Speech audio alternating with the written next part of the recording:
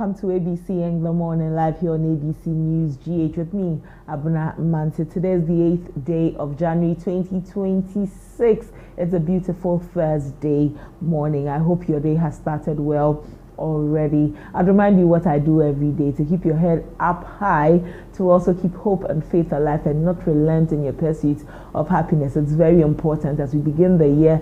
It's very necessary that we start on a very great note and continue to have a lot of faith and hope. Work hard towards our goals because they are within our reach. We will be able to achieve them all. Listen not to what anybody says that you're too old, you're too young, you're too this, you're too that. No, stay focused, look ahead, and I'm really praying with you, trusting with you, and hoping with you that all that you look forward to comes to for you. We have a lot for you today on the show. We'll look at inflation, we'll look at 1 year of governance and all. But yesterday evening, just before a lot of us went to sleep, news came in about former Finance Minister Ken Ofori-Atta. Ken Ofori-Atta, what is the latest on him? This is a statement from lawyers signed by Justice Kusimenka Premo Esquire. It was signed yesterday, January 7, 2026, and it's a public notice. The United States Immigration and Customs Enforcement, ICE or ICE as many call them, as of yesterday detained the former Minister for Finance, Mr. Ken Ofori-Atta, regarding the status of his current stay in the United States. His U.S. legal team is in contact with ICE and expects the matter to be resolved expeditiously. Mr. Ofori-Atta has a pending petition for adjustment of status, which authorizes a person to stay in the U.S. legally past the period of validity of their visa. Under U.S. law, a change of status by this method is common. The public is therefore advised to note that Mr. Ken Ofori-Atta is a law-abiding person in fully cooperating with ICE to have this issue resolved. And so this is the latest on Ken Ofori-Atta, former finance minister, whom the Attorney General and also the special prosecutor after they are asking for his extradition into the country to face the law concerning his involvement with a contract, the SML contract. And so this is the latest on the matter of Ken Ofori-Atta. We'll look forward to what more comes after this so that we can see what his status is going to be. Do we see him in Ghana very soon? Maybe if that happens, that means Special Prosecutor and Attorney General will be excited. Ken Ofori-Atta can stand trial in the country. But today on our front story, we'll be taking a look at December inflation. It's gone to 5.4%. This is the lowest since 2021. We'll take a look at the inflation. What does it mean for us? Because we've had a lot of you talk about the fact that dollar is quite stable. The CD is quite stable against the dollar, this and that and that. But things are, some people are still selling things at old prices or at expensive prices. We hear people say, oh, inflation is better now. Why are we still selling things at here, then that's prices? So many concerns. So we'll look at what this inflation means and what it means to us too. Do we get to be happy at this point, or they are early days yet? We'll take a look at that. President Mahama yesterday at the non-denominational Thanksgiving service to mark his 1 year in governance says that we have laid a solid foundation, and that is how he assesses his governance. We'll take a look at that solid foundation that he and his government have laid. We'll also look at the Ayawaso East by-election that is expected to happen following the death of the Ayawaso East NP. The NPP says that they will be contesting. How different is it from the Tamale one that they abstained from, which involved late Muntaka Mubarak?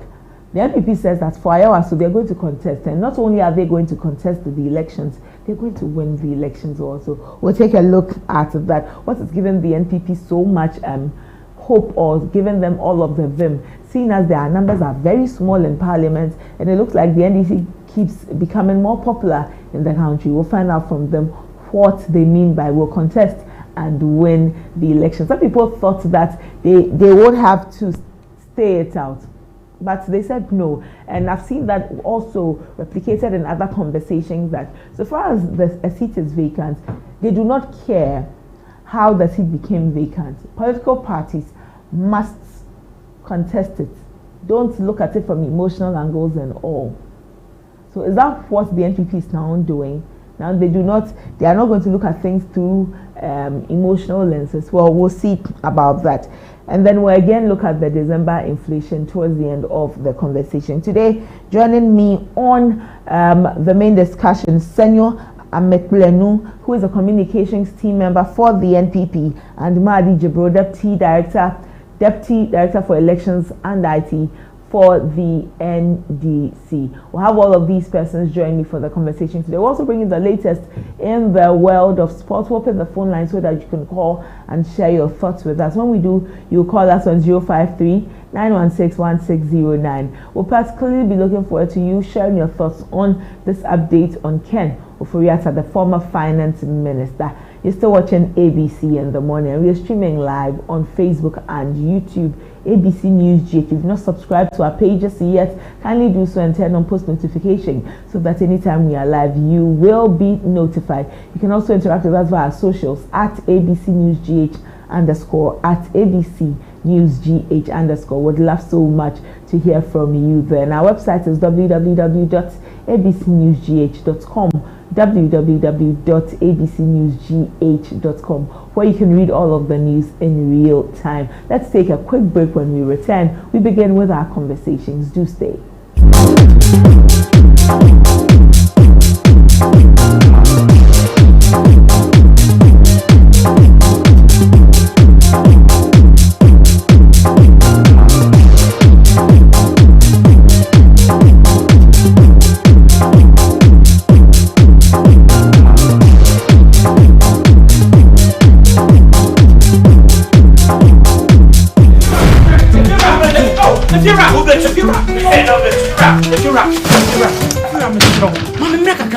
Rent back with the beer open.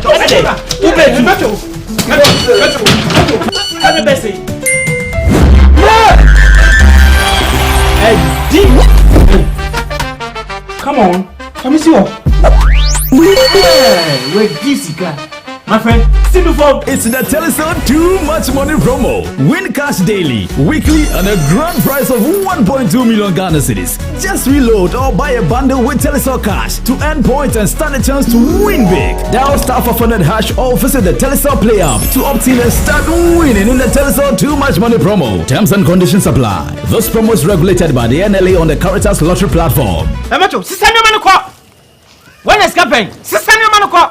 If you're baby, many schedule no. If you know, meto chiaka. Inti ene, uno ba no mpe baby amobeda. Oh no abeka. You did too much money. No matter. Telecel, connecting energies. Hey, so mommy, who is going to do my wedding jollof? Oh, Kwame. You know our secret, right? Yeah. Efia. Yes, me. I've got it. Now add your Chino jollof mix. The perfect blend of tomatoes, pepper, and fine herbs and spices to ensure a consistent taste every time. And there you have it, your original Ghana jollof. Jollof so good. Jollof so cold. Tasty, yeah.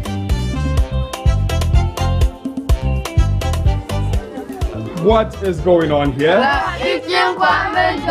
Enjoy jollof the Ghana way. Gino jollof is made with the perfect blend of tomatoes, pepper, and fine herbs and spices to ensure a consistent taste every time. This advert is FDA approved.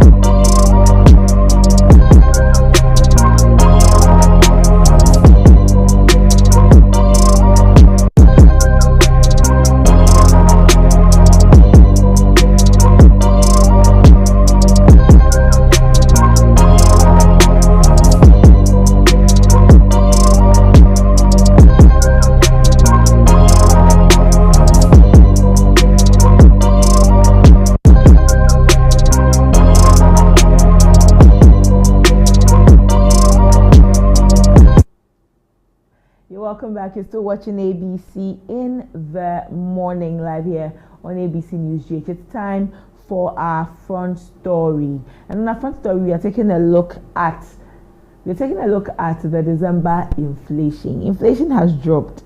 Good news, isn't it? It's always good news to hear things like this. It means that things are getting better, and you want to be excited about that. Yesterday, the government statistician, Dr. Hassan Idrisu, gave us what inflation looked like for December.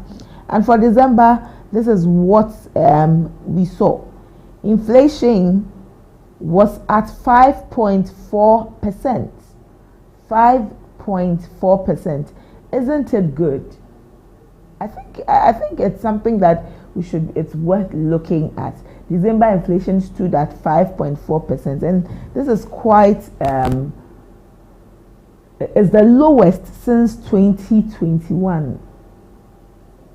So you see how far it's been, right? The lowest since 2021. Even before we have conversation, let's listen to the government statistician as he talks about the inflation, and then we'll come back and talk more.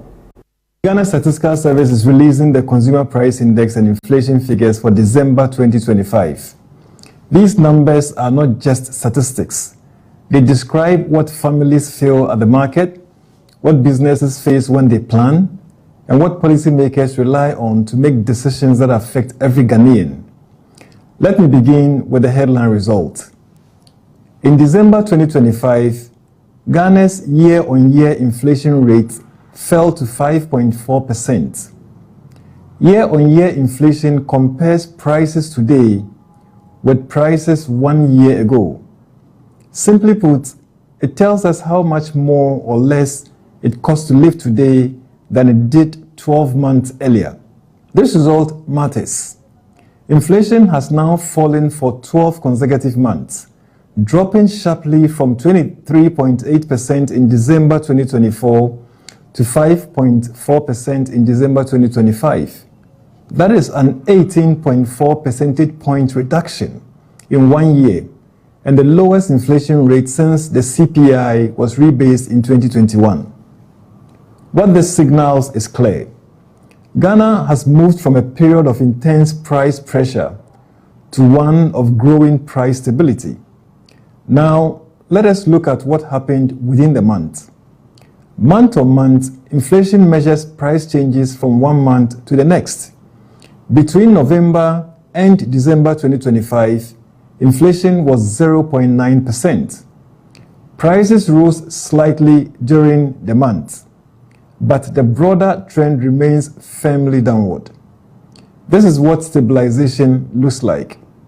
Small movements month to month, without the sharp spikes we experience. The Ghana Statistical Service is releasing the Consumer Price Index. And so that is the government statistician talking about the year-on-year inflation. December 2025, inflation fell to 5.4%, the lowest since the CPI rebase in 2021. And he said something in the beginning that it tells you how things are in the market. It's giving you the real effects of what the economy looks like. Indeed, but is that what it is? And are we feeling it as it is presented? Are we feeling it as presented? He says that it means that on average, goods and services cost 5.4% more than they did in December 2024. And then this is because inflation has now declined for 12 consecutive months. In November 2025, inflation was 6.3%. In November 2025, inflation, it fell from, it was 6.3%, and this is from 23.8% in December 2024. This is the government statistician and the numbers that he's given us concerning inflation, how inflation has dropped throughout the year, how inflation has dropped throughout the year. But how has it been for you too? He talks about goods and services in the market, and so You go to the markets every day, you buy something every day. How has it looked like? How has it looked like for you when you go to the market? Do you see a change in price, or is it rather an increase in the number of things you buy? You know that some market people, rather than reduce prices, they would rather increase the thing and keep the price. Some people don't believe in reducing prices. So let's say three fingers of plantains cost 10 Ghana cedis, right? And things have stabilized, and they should be rather selling now 3 fingers for about 8 cedis. Instead of selling it for 8 cedis, they don't believe in that, in reducing price. They would rather add, say, 2 fingers, sell it for 12 cedis or 11 cedis. Because for them, to reduce price is not the way for them. They would rather add some things and then keep the price still at that 10 cedis or even a little more. And that way of selling has always been interesting for me. You know, in our market we have some superstitions, not just in the market, for people who sell, that superstitions, that things that just work for them, and so that is how they go about their things. And so they only increase price, they don't reduce price. If there needs to be a price reduction, they are going to rather increase the product and keep the price like that. They just don't believe in that. I don't know if you've gone to the market and found somebody, you wanted to buy something from someone, and it happens a lot when you're a woman. It's quite, I've always wondered why they do that. And they'll tell you, nobody has bought from me yet, and my first customer is always supposed to be a man. And the first time I heard that, I was taken aback. I said, wow, so you're not going to sell for me? And someone told me, you know what, it's not necessarily just you. You can give the money to a man and tell the man what you want to buy, and then they'll sell to the man. I was like, no, I'm going to buy myself. And so if she's not going to sell for me, then I'm moving on to the next seller. And indeed, until I took my time to look at that area, and the woman only started selling for women after a man bought. And so that's how some people also sell in the market. Even when prices have reduced, they cannot reduce it. They can't do, if 10 cedis and now that thing should be sold at 8 cedis. Rather than sell at 8 cedis, they'll add more to the product and still sell at 10 or even a little higher. And it's always been interesting. But prices have reduced 5.4%. Interesting. Per the Ghana Statistics Service, some items recorded a fall in prices in December 2025 as compared to December 2024. These are the items: garden eggs, contomere, fried fish, pawpaw, cabbage, tomatoes, okra, carrots, shea butter, green pepper, millet, maize, grapes, gobe. Gobe, that's like one of the favorite views of my guys here in ABC News Ghana. I think since I'm seeing this after the show, I should be talking to them and finding out if indeed gobe prices have reduced. Have they reduced, or have the quantity gone up? I have to find out for my guys. But gobe has also reduced. Shelled granite, banana, guinea corn and sorghum, beans, granite oil, pito. Hey, pito has also seen a reduction in price. Nice. I love to see how they sell the pito. Put the pito in the bottles, carry it on their heads with a calabash and go about selling. But this is how the prices reduced. For garden eggs, the price fell by 56.7%. That's the highest. For contomere, 51.9%. Oh, that means that we can prepare our abum and enjoy. For fried fish, 44.5%. For pawpaw, 43.6%. I can attest to pawpaw because we've seen people selling a lot of pawpaw at very reasonable prices. Myself, I love pawpaws, and so I've been able to enjoy pawpaw for a while now. At least, yeah, in December I ate pawpaw a lot. Okay, that's nice. All right, cabbage by 43.2%, tomatoes by 39.8%, okra by 39.0%, carrots 39.0%, 27.6% for carrots, beg your pardon. Shea butter, 21.4%. And you know that sometimes shea butter prices go up, especially those who sell in Accra. I am sometimes I'm able to get shea butter to buy from up north, and then I receive it in Accra, so I get a relatively cheaper price. If you just looked at the price, not the transportation. But shea butter is not cheap in Accra. I can attest to that. Shea butter is not cheap in Accra at all. Shea butter is not cheap in Accra at all. So if it's falling, that's nice. That's nice. We can use shea butter the more for many of our things. A lot of people use shea butter for their skin, for their hair, and all. Green pepper fell by 21.0%. Millet by 20.6%. Maize 19.4%. Would hope that maize falls the more, because you know we are a people who consume maize a lot. We love our kinky, we love our banku. Oh, we love our kinky and banku and everything that we use maize for. And so when maize price falls, that's also good for us. When millet also falls, is good because the cocoa in the morning, you know, in APC News Ghana in the morning, my boys and my girls love their cocoa. They love their morning cocoa. And normally the cocoa is too small. You're like, oh, cocoa is so. But if millet prices are falling, then maybe the cocoa sellers will be increasing the amount. We'll be looking forward to that. Grapes by 18.9%, got bear 15.7%. Okay, the fall is not so great, but it's okay. It's okay. I should be asking my guys to tell me if it's working for them. Are their favorites got bestseller? Have they seen any change? Shelled granules. Okay, so you see that a lot of women carry granules on their heads in traffic to sell. Those are the shelled granules. How for those of you who buy in bulk, how did it look like? Banana 15.4%, guinea corn 13.6%. That's atoko, if I'm not mistaken. Well, since this is about you going to the market, like the government statistician said, you know what? Kindly tell me if you've seen any difference in the prices of goods in the market. You can call me on 0539161609. Call me 0539161609 and let me know if indeed the price of things have reduced.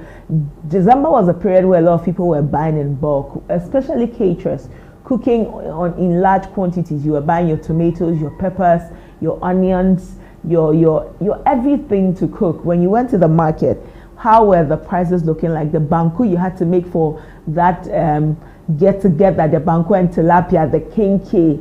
How is it looking like? How are the prices looking like? Can you call me and let me know? 0539161609.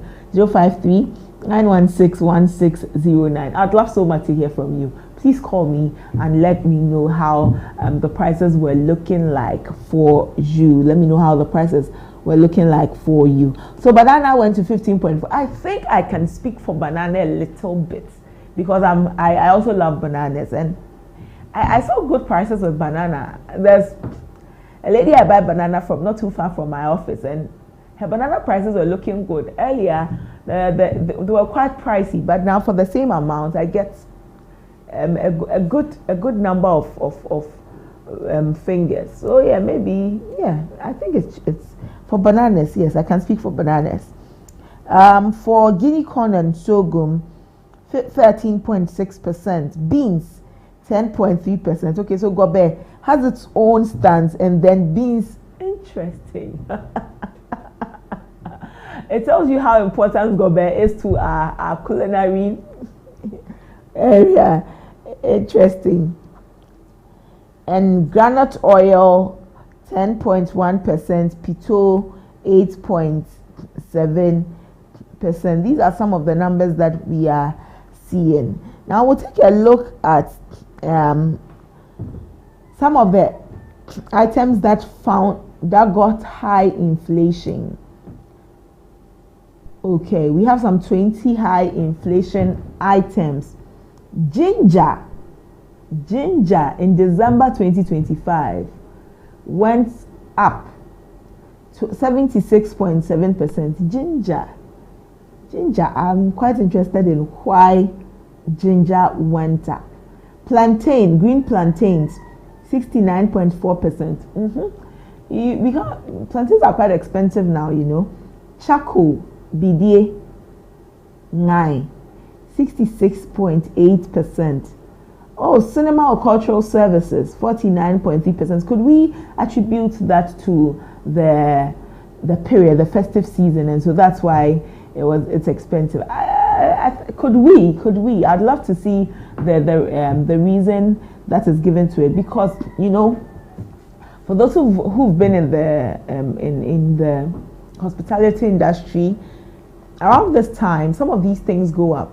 So maybe for a cultural troupe that you could have paid, say, about 3,000 to have them come and perform for about an hour. In December, normally you could be paying about 4,000 or 5,000. So could the season also be the reason why? Well, but at least we know that cinema and cultural services, 49.3%. Avocado pear, what we call paya or payanku, 42.8%. Palm fruits for making our palm nut soup, that's at 35.2%. Coconut, the fresh coconut, went up by 34.0%. And I think it's true. Coconuts are expensive. Why are coconuts expensive? They are fresh, they are sweet, they are nice, but you can't buy a lot because they're expensive. Crab at 33.4%. Snails at 33.3%. Then it means that a lot of people still cannot buy snails. You know, when you go to, but in December I saw that there were quite a number of market women selling snails. My first thought was that have snails come in season? So this is interesting, right? Very interesting. Cashew 31.4%. Foreign apples are 28.8%. When you went to the eye specialist, that was 27.1%. Refuse disposal, the bola, as we call it in our local parlance, 25.6%. Coffee, 25.4%. Vegetable oil, 25.1%. So it meant that you'd have to choose granite oil over vegetable oil because granite oil was selling for cheaper. Well, not surprising because shelled granites were also selling for cheaper, and you made oil from shelled granite oil from granite. And so, say you were preparing kuli from granite, the byproduct or what you would get out of it is granite oil. Okay, makes sense. Dried fish, kobe or momone, at 24.8%. Is it because the waters have dried a bit? You know, we get our kobe from tilapia. So when the waters dry a bit, you're not getting as much tilapia as you need. Imported beef, 23.0%. Wood, 22.6%. Onions, the large onions, 21.9%. And ice cream, 21.2%. And so if you had wanted to go out to go and chill, to go and have fun, that was the price you were going to pay.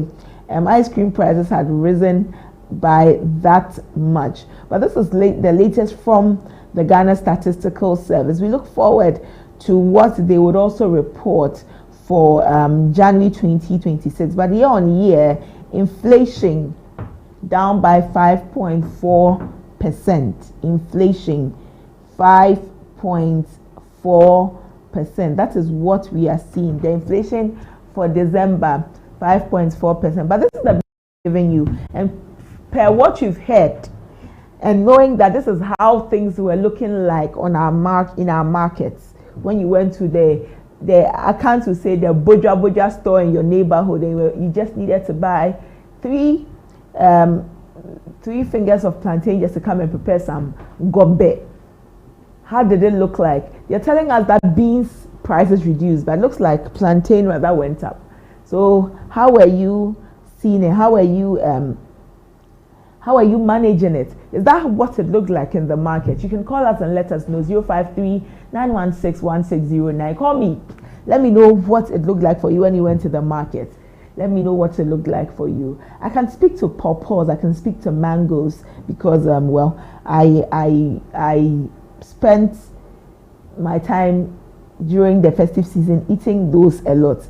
So I could speak to those ones, pawpaws, mangoes, and a few other things. I can't speak to Kobe because I'm deficient. I didn't eat Kobe during the festive season. I need to rectify that actually. But how did it look for you? You bought garden eggs. You wanted to prepare some abomu. Our garden eggs prices good. Kuntumre, fried fish. How are the prices looking like in the market? Because I see the kinky sellers selling fried fish. They tie the fish just a little for 10 cedis. And you have to buy some tooth to use to eat your kinky. And how can you buy 20 cedis, small fish, 20 cedis for one kinky when maybe you could have bought a bigger fish? I did not see because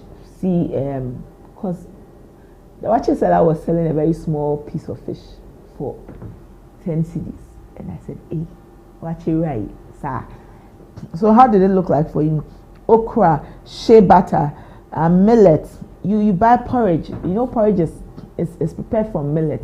Has the porridge seller increased the amount of porridge she sells for you when you buy 5 Ghana? Or she's reduced price rather? Gobe, grapes, maize, banana, pito, groundnut oil. These are some of the foods that have seen a price reduction for December 2025. Well, since this is we'll keep an eye out for the cost of certain things in the markets in our neighborhoods and all to see if indeed it is. We are seeing it in our lives. That's a major concern that a lot of people have. So much comes up. Inflation is down, this is down, this is down. And the average Ghanaian, the regular Ghanaian is unable to feel it. It's not tangible for them. That is where the chasm is, because things cannot be going on well and then I can't feel it. When I get up, I can't feel it. It's why, you remember yesterday you watched our midday news, COPEC, we gave you a story from COPEC where COPEC was telling the GPRTU that GPRTU, for 12 consecutive times, we've seen fuel prices drop. But you've only reduced transportation fares once. And so how about you think about it and reduce fares so that it is aligning with the price of fuel? You remember, GPRTU says, no, you can't tell us that. We don't run our buses or our cars or our transport on only fuel. We have other things that play a role. And so for that side, that is how it's looking like.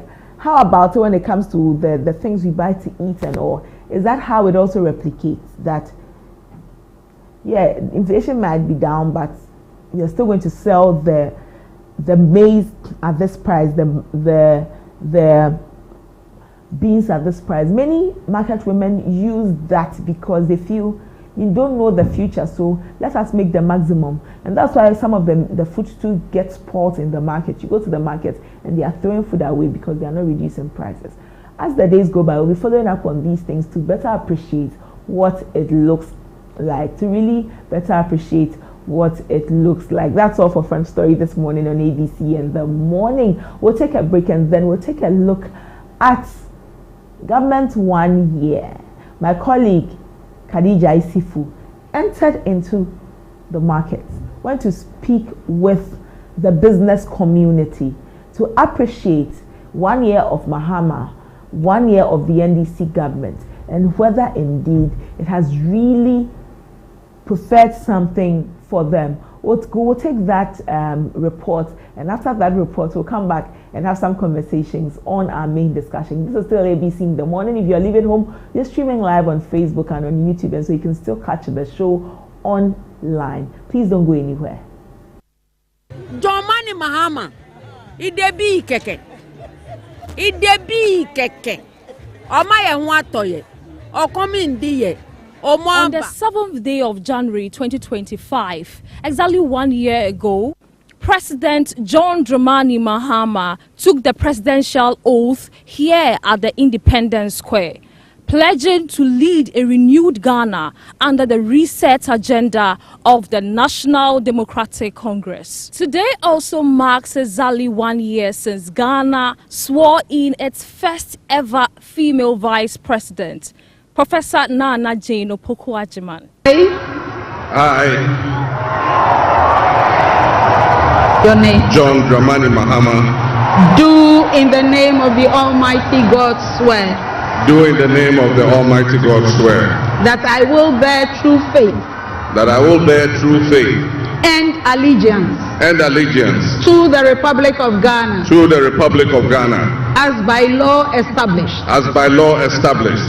That I will uphold. And that I will uphold. I, Professor Nana Jane Opoku-Agyeman, having been elected to the office of Vice President of the Republic of Ghana, to the office of Vice President of the Republic of Ghana, do in the name of the Almighty God swear. Do in the name of the Almighty God swear. That I will be faithful.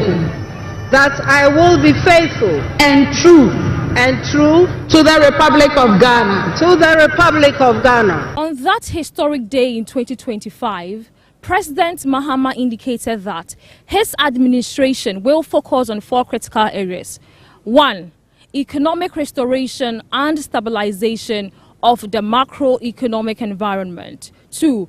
Improvement of the business and investment environment. 3. Governance and constitutional reforms. And finally, accountability and the fight against corruption, all geared towards the reset agenda. We'll focus our initial efforts on 4 critical areas. The first is economic restoration and stabilization of the macroeconomic environment. The second is the improvement of the business and investment environment to ensure that Ghana is once again open for business. The third is governance and constitutional reforms.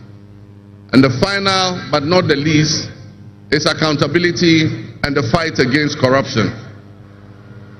My brothers and sisters, actions have always spoken louder than words.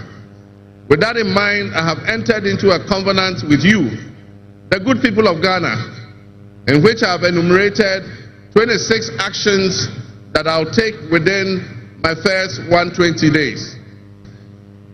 We need a reset with the faith we have in our country and our leadership. We need a reset with the faith we have in our institutions. We need a reset with our faith in our dear nation, Ghana. Whether or not President Mahama has fulfilled his promises lies in the bosom of the very people who gave him the mandate to lead the country.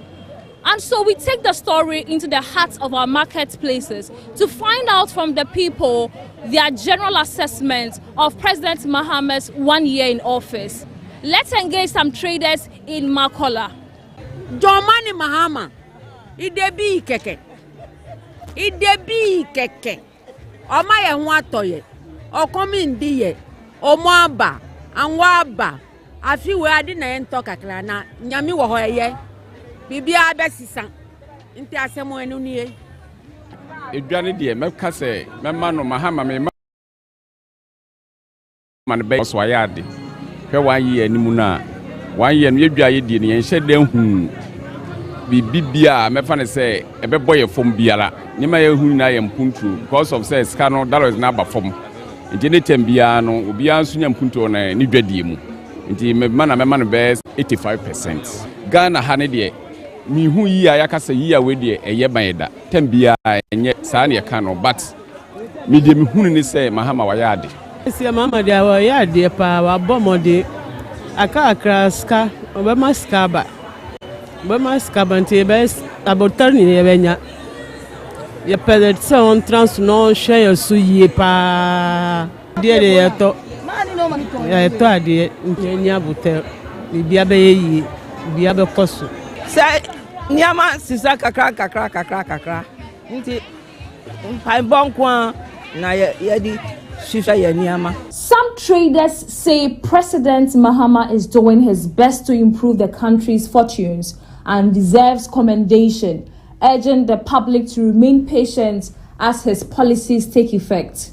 Others at Makola Market, however, say business has slowed since the president took office. While sales remain low, they hope conditions will improve as the year progresses.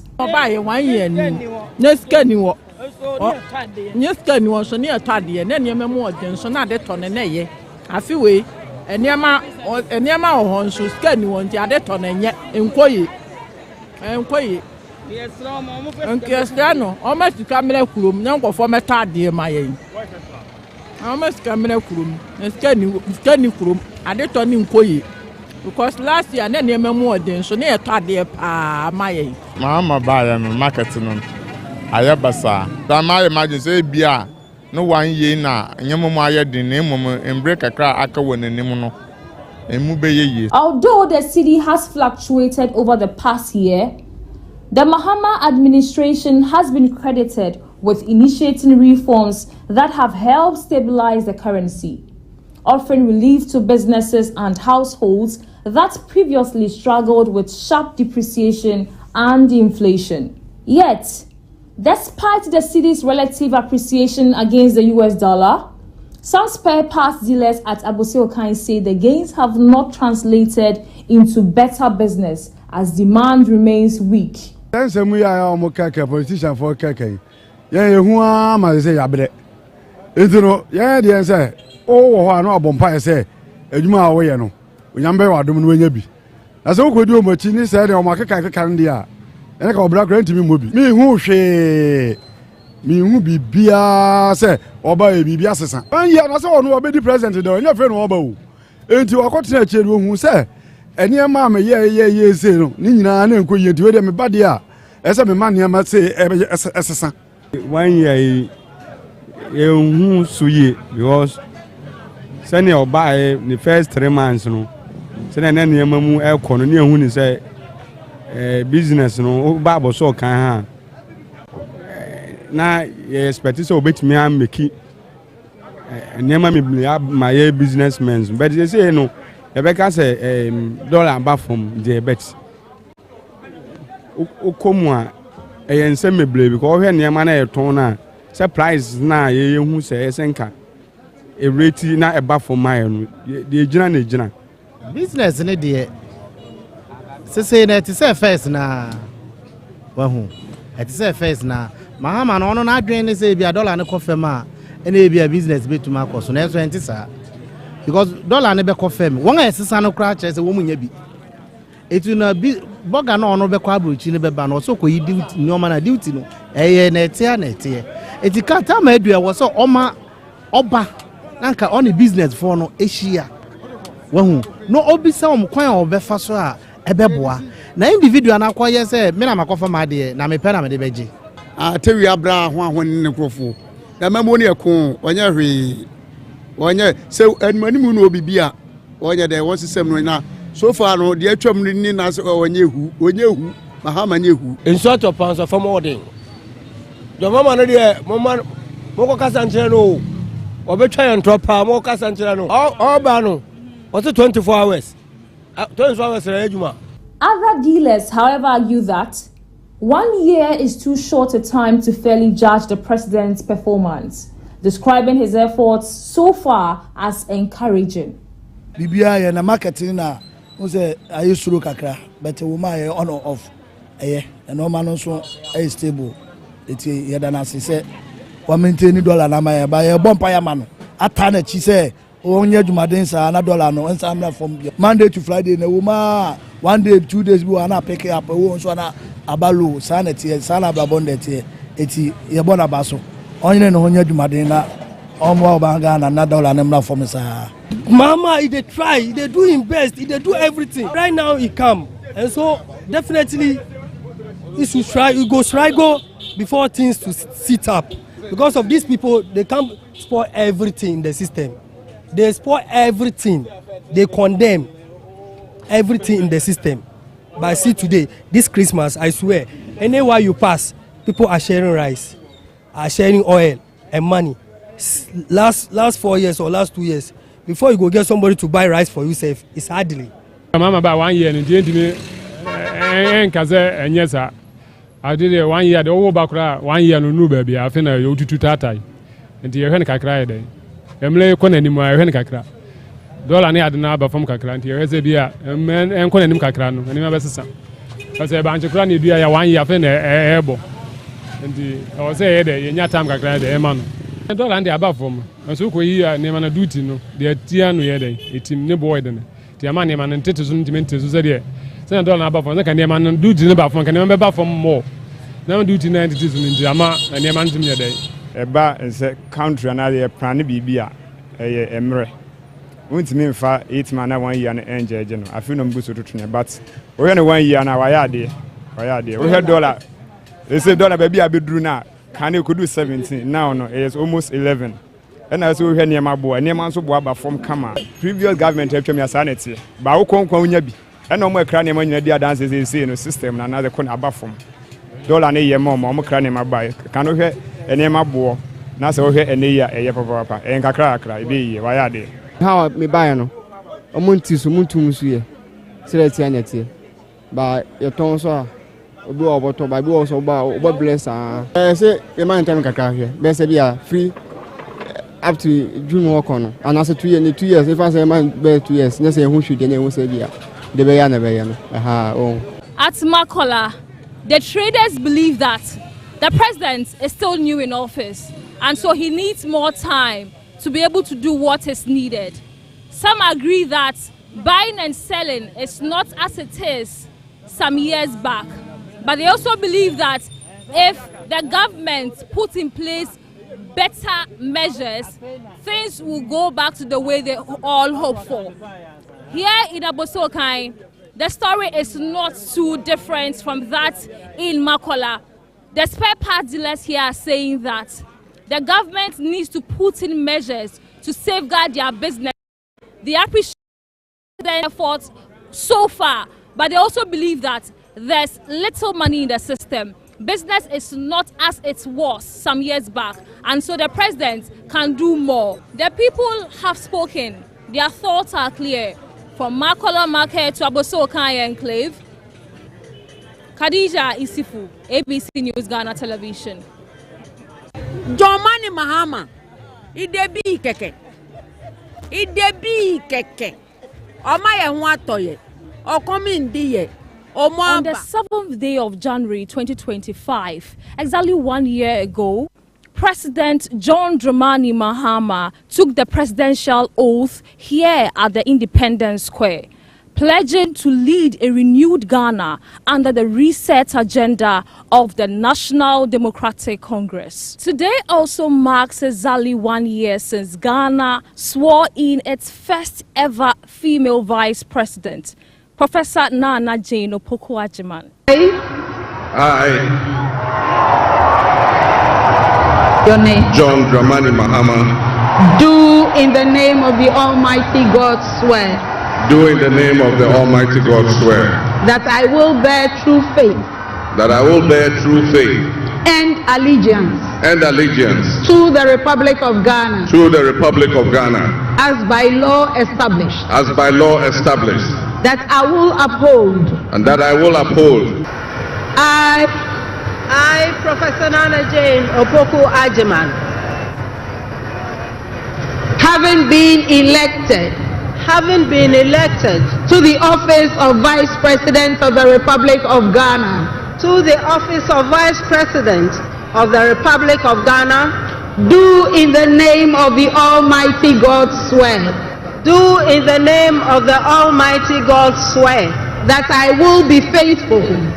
That I will be faithful and true to the Republic of Ghana. To the Republic of Ghana. On that historic day in 2025, President Mahama indicated that his administration will focus on 4 critical areas. 1, economic restoration and stabilization of the macroeconomic environment. 2.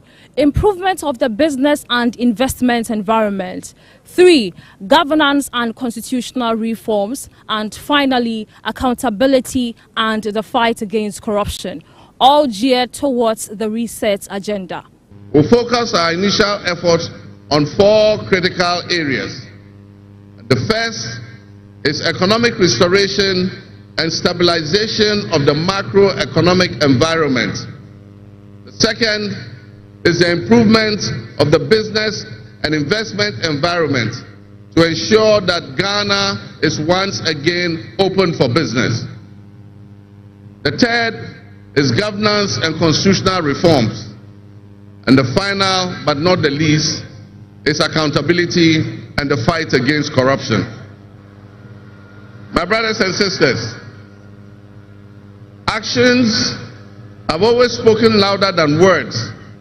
With that in mind, I have entered into a covenant with you, the good people of Ghana, in which I have enumerated 26 actions that I'll take within my first 120 days. We need a reset with the faith we have in our country and our leadership. We need a reset with the faith we have in our institutions. We need a reset with our faith in our dear nation, Ghana. Whether or not President Mahama has fulfilled his promises lies in the bosom of the very people who gave him the mandate to lead the country. And so we take the story into the heart of our marketplaces to find out from the people their general assessment of President Mahama's 1 year in office. Let's engage some traders in Makola. Jomani Mahama, idebi keke.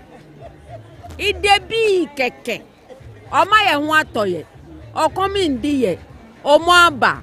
Anwaba. Afi we adi na ento kakla na nyami wo hoye. Bibia besisa. Nti asemo enu nie. Edwane de meka se mema no Mahama me ma na metimi ama no beye 85% cause wa yade.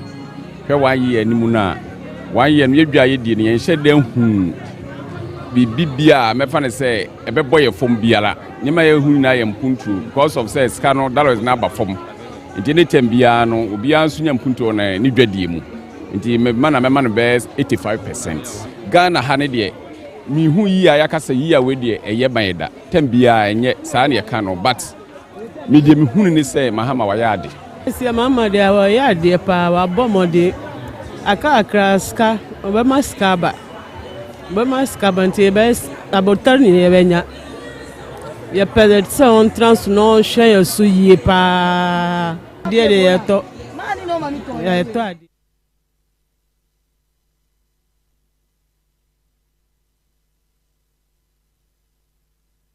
Welcome back. We took you to the market, we took you to Mokola, and we also took you to Abosoka, and we listened to the business people and how 1 year of John Dramani Mahama and his government has been like. Now let me bring you back to the studio and let's have some conversation. I have joining me this morning Senyo Ametlenu, a communications team member of the NPP, and Mahdi Jibril, Deputy Director of Elections for the NDC. Gentlemen, you are welcome. Thank you so much for joining me. Mahdi. You know, usually when you meet NPP communicators, whether one speaks for Baumia, Ken, because they don't have neutral now. Really? They don't have well, unless you don't decide to say, okay, for the sake of Mahdi, I won't know. Well, Senyo has not told me who he speaks for, so maybe I've never asked him. Okay, maybe you can try today. I can try today. Man, you are starting on the wrong foot. Well, I'm glad that you've joined me here this morning, gentlemen, and Happy New Year to you. Happy New Year to you too. How are you doing? Fine, thank you. Also, you look very good. Thank you. Yeah. And my senior brother too. For him, he's been in the game for a while now, and he's in power. I can see that he has put on so much weight, and then it's reflecting his white outfit. That's why I'm even going to start with. Yesterday, the NDC President John Dramani Mahama and the NDC decided to hold a non-denominational Thanksgiving service to thank God for 1 year. And President Mahama says that in this 1 year, his government has laid a solid foundation. Have you laid a solid foundation?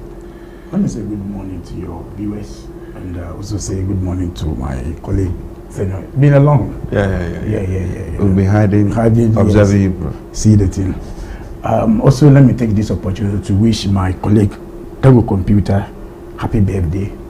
Today is 50. Today is 50. Yes. Oh, happy birthday. Happy birthday, sir. Wishing him happy birthday. Coming to the topic. Yes, if the president said we have laid a solid foundation, that he has said it, and that is true. Okay. 8 years ago, or say 9 years ago, when MPP came to power, they presented a solid team. That with those team, dollar issues of this country in terms of cost of living will come down. 1 year on of that government, we started having problem. So the solid team there couldn't happen. Although we didn't mention the solid team, but we believe that we have a solid foundation of in terms of our manifesto promise that we give to the people of Ghana. Okay. And believing in John Dramani Mahama as credible, in fact in 2024, the most credible candidate then in the election 2024. With experience. So he said that it's not about experiment, it's about experience. Thank God 1 year on, and when Ghanaians, in fact our opponent told the Ghanaians that voting for John Mahama is a voting to cancel free education. If you vote for John Mahama, because he's not contesting elections again, he will not respect Ghanaians. He will even not even deal with Ghanaians with the respect. For 1 year on today, apart from the NDC rating John Dramani Mahama of the solid foundation that he has set, the MPP himself are also recognize that this is the man that we need in this country. Interesting. Because Anthony Kabu is one of the leading members of the party. The man that they say John Mahama is a dead goat, he cannot do anything. Today he's comparing that, he say Baumia leadership is like John Dramani Mahama. So he can tell you that yes, the kind of work that John Mahama has laid down today, when you come to economy for the first time, you go to market where market women will tell you that no, this is a different leadership. You go to Abosokai, who in the last 9 years ago, when the MPP came to power, they decided to reduce cost of items in Abosokai. Today, it is natural that you have to reduce, not because you love a party or don't love a party. So it's a solid foundation that we have laid. That one, everybody, and that is the reason why even my colleague and other people are saying that if the NDC can take an opportunity with the 3/3 in Parliament, should give John Mahama the 3rd term. Is that what the NDC wants? No, the MPP is the MPP who said it. Interesting. I have not heard that on my network. Oh no. You see, in Parliament they said that we are rushing to get more seats because we want to implement an operation of a 3rd term for John Mahama. When we are not thinking about that one. No. For that one we are not thinking about. It's Ghanaians who will speak, but we believe in the Constitution of Ghana. Our leader have said that he's not contesting again, which I believe that he will stand to his words. But it's a good government. At least it's a plus to say that yes, if you have the opportunity to lead again, you can do something. But it's about NDC. It's about the NDC as a party. Professor Mel did it. John Mahama is also doing it. The number 1, the number 2, we are doing it. In fact, after we left power in 2016, people were referring to John Mahama what he did. You understand? So 1 year, we are not surprised. I am proud that I'm part of the team that worked harder to get John Mahama. When people said, oh, he cannot be trusted, he has been there before, he cannot lead the country again. If after 2 years, after first term and second opportunity had, what can he offer again this country? But I believe that it's about experience, and we have laid that solid foundation. Okay. Well, now let me go to your brother. You said that you laid a solid foundation. So you 1 year of John Dramani Mahama. Indeed, is this anything to have had a Thanksgiving service on? And also, when he says that his government has laid a solid foundation, has he really laid a foundation? Well, thank you very much, and good morning to my senior brother, your good self, and to your cherished viewers. A special good morning to the good people of Ghana who are watching us from far and near.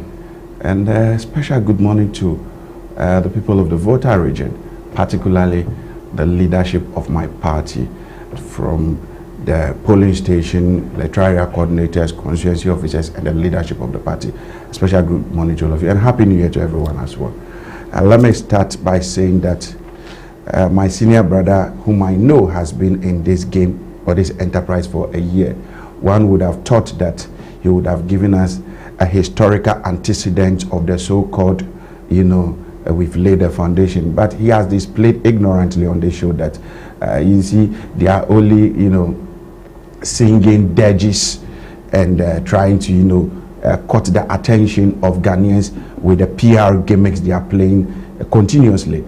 I know my senior brother to be an astute politician who understands the rudiment of this game very well. And I was expecting him to outline to us the so-called foundation they've laid. He's just whining as if he's going around a roundabout. You see, I'm going to respond to some of the things he said before I get into the nitty-gritty of their so-called, foundation that has been laid. Now, the first thing that is happening is that he said the MPP is because of the performance of the Mahama administration, the MPP is even pushing for third term, please. We are never pushing for any third term. That dirty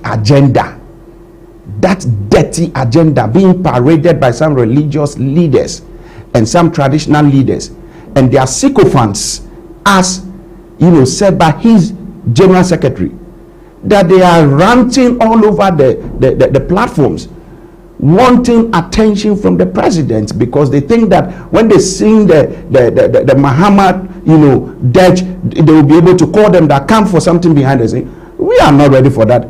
We may resolute. We must go according to the tenet of what the Constitution says. We are not pushing for any third term. So that is one thing I want my senior brother to know. Now, for us to go into the nitty-gritty of the so-called, they have laid a foundation. What foundation have they laid? What foundation have they laid? You ask them and all they tell you is that the dollar is good, inflation rate single digit, very awesome. As Ghanaians and me as a young person, bravo. You clap for them for that? Yes, bravo, they've done well. But one thing is very sacrosanct. Ghanaians do not eat percentages on paper. That is one thing we must admit. Ghanaians do not eat percentages on paper. Now, this is the social contracts of the NDC. This is the social contract. Mohammed's first 120-day social contract. And it entails a lot. I'm going to open it and give out a few things.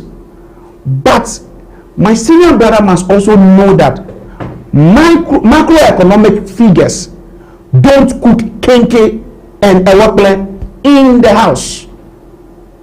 Macroeconomic figures do not cook kenke and ewakle in the house. That is one thing. So where comes in the solid foundation, the NDC claims that they've laid? Now this is the question I want to ask to our listeners. Has transport fares been reduced or dropped since they came to power from 7 January 2025 to date? Have transport fares dropped? Transport fares have been dropped once. And since then, we have seen the number of times, fuel prices has increased. Has they gone by, the number of times the fuel prices have decreased? No, you have just stood in as a spokesperson for him. Oh, not as a spokesperson. Yes, just yesterday I had a conversation with the GPRTU and also with COPEC on this matter about transport fares. And so this is not coming as a spokesperson for either you or even the NDC. But what I want us to know is that transport fares are still too much. You will sing to us and let us believe that macroeconomic figures are doing well, the foundations have been laid, yet the transport fares are too high.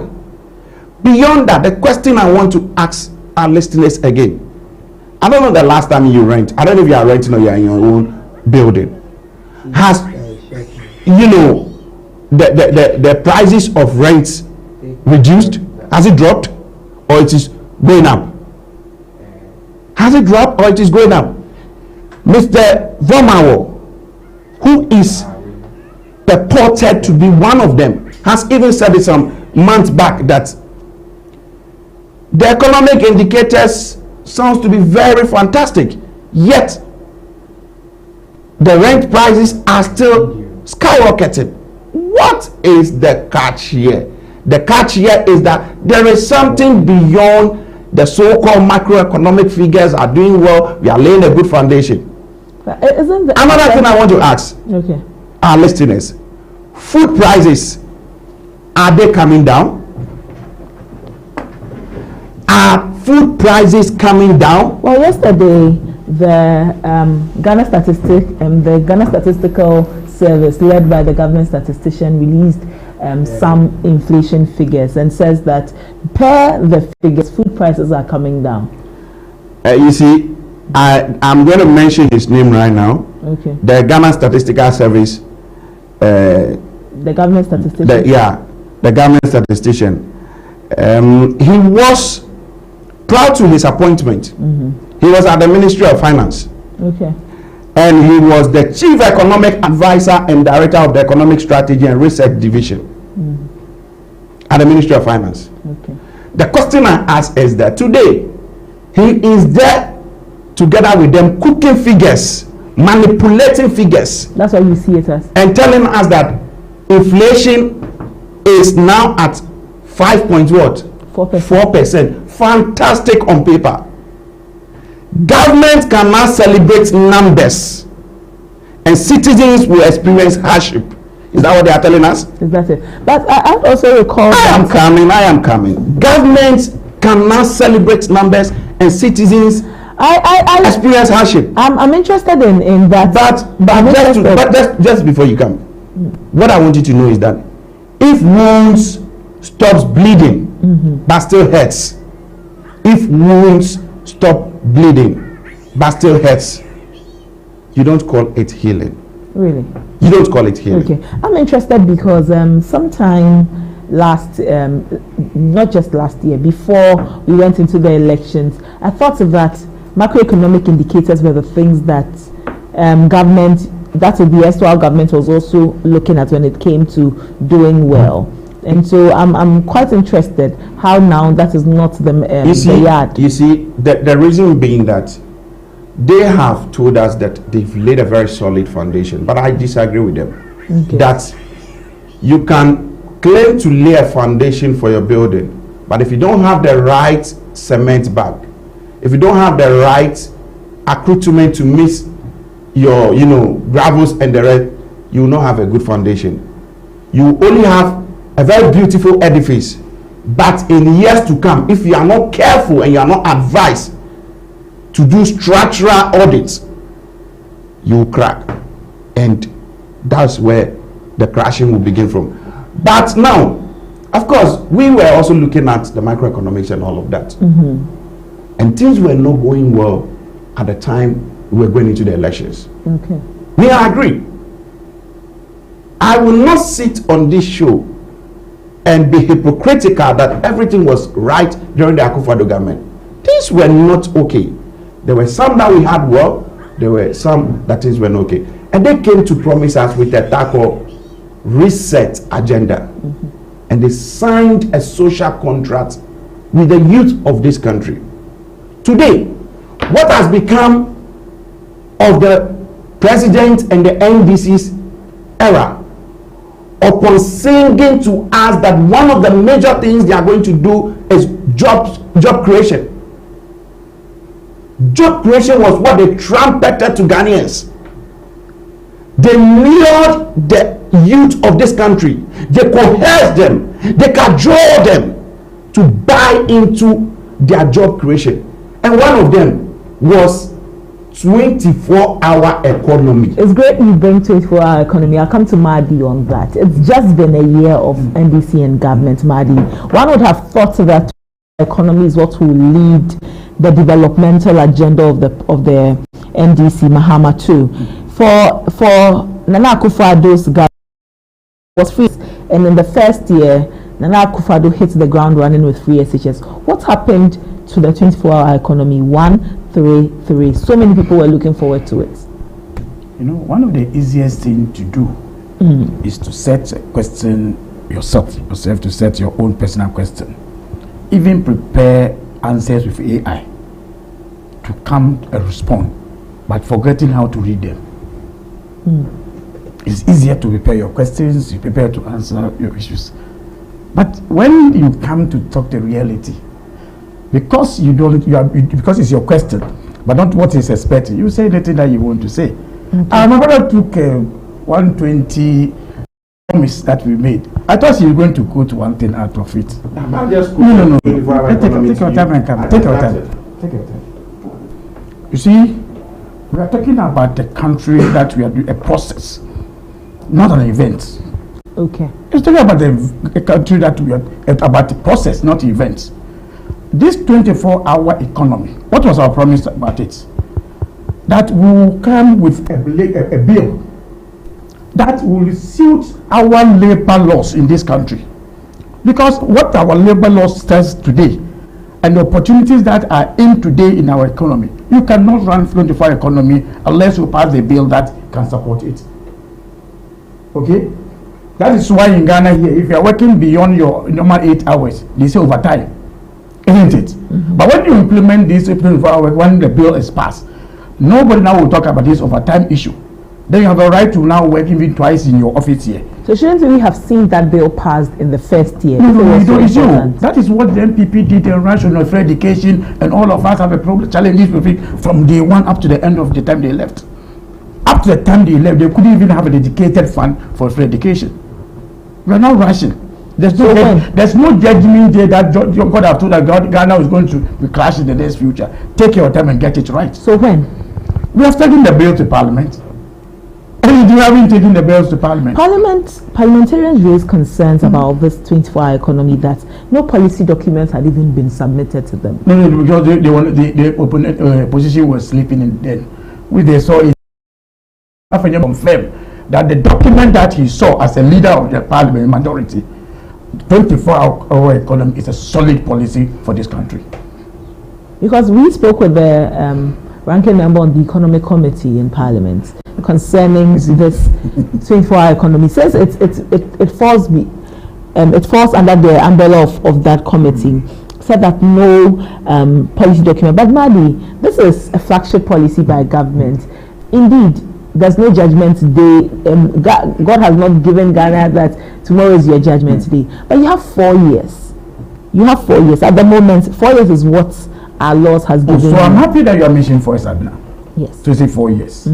So we are 1 year, and then you are even thinking that we have done 8 years, so we should come and account for it. So but if people have to, they say that that is the foundation we are saying. See, 24-hour economy will not come when you have a procrastination, someone who is still not completed.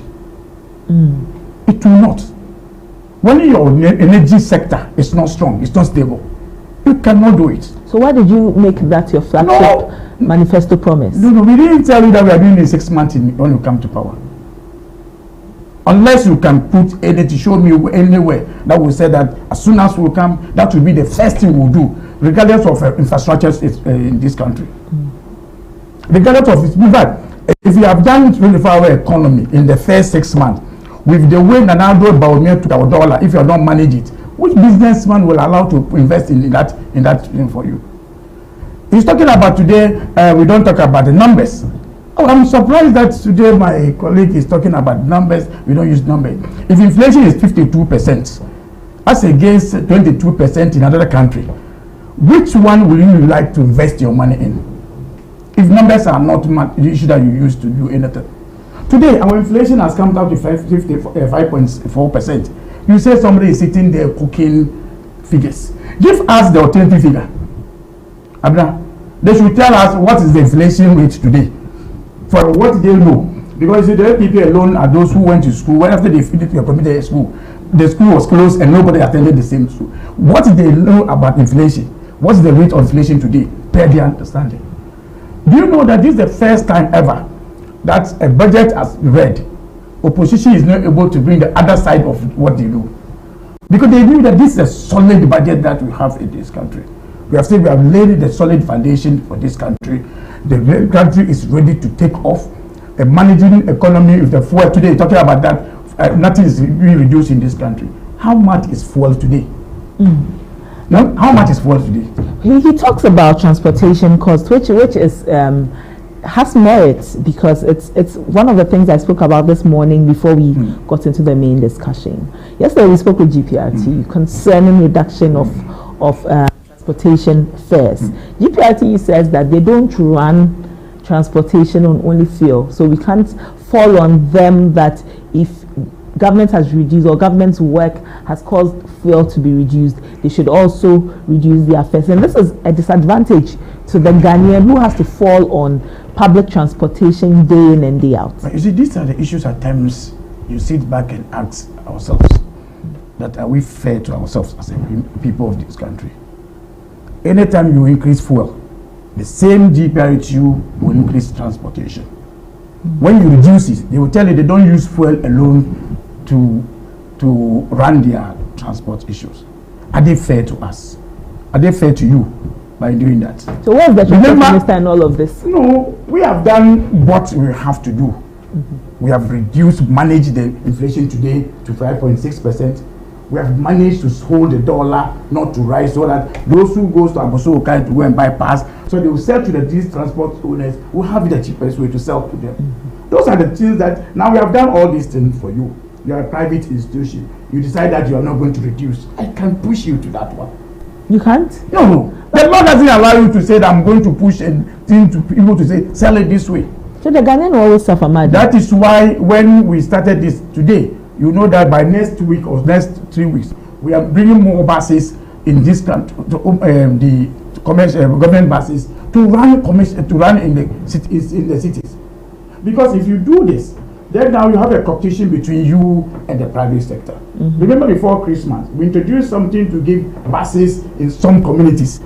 You remember when we started that policy in the Christmas time, transport owners started reducing transport. They are not doing that short distance again. So government will do his policy. But the businessman also has his right to also run his business. Now you and I know that if it's our fuel, we have managed and reduced fuel. If it's about the cost of same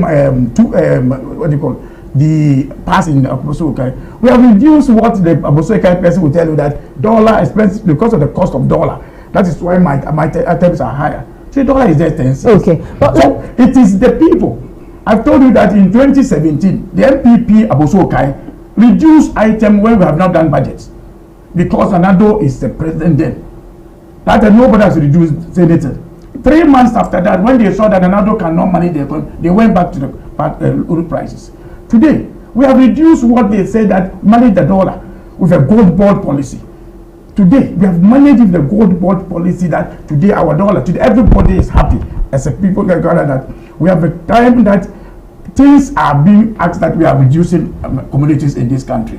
Have you ever heard that FGA, that a country, Ghana, somebody is selling things to reduce it before? Ever since we started forming. And it was a question I asked, and I'll go to Senyo on that. The fact that numbers from government looks good, but then when you come to the middle, where things must also fall, you're not seeing it fall. Many market people would rather, if this paper is selling for 10 cedis, they would rather add one paper and still sell for 10 cedis rather than reduce to 8 cedis. Is it that there is a certain chasm somewhere, and so what is happening at the top is not real for those in the middle, and so it's just not trickling down? Or we can just blame the market people as being just greedy? It's good. My brother says that the 24-hour economy will not start if our roads are constructed or are not constructed. He said it will not start if our roads are not constructed. Is that not what he said? That the Pokwase interchange or Pokwase road has not been constructed. That's one of the examples he cited.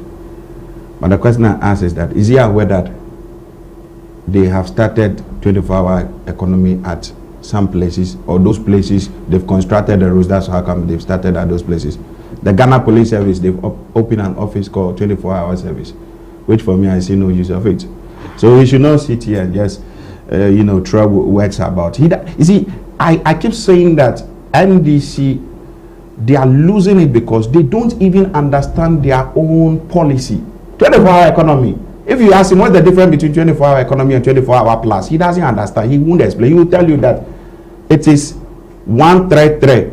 You go and stand in Kumasi on the roadside of Kumasi and be selling, are confirmed to us. That's what he will tell us. That's what they understand. Buying water in the evening or budon. That's what he will tell us. He doesn't even understand what 24-hour economy and 24-hour economy plus is. But that is not the catch.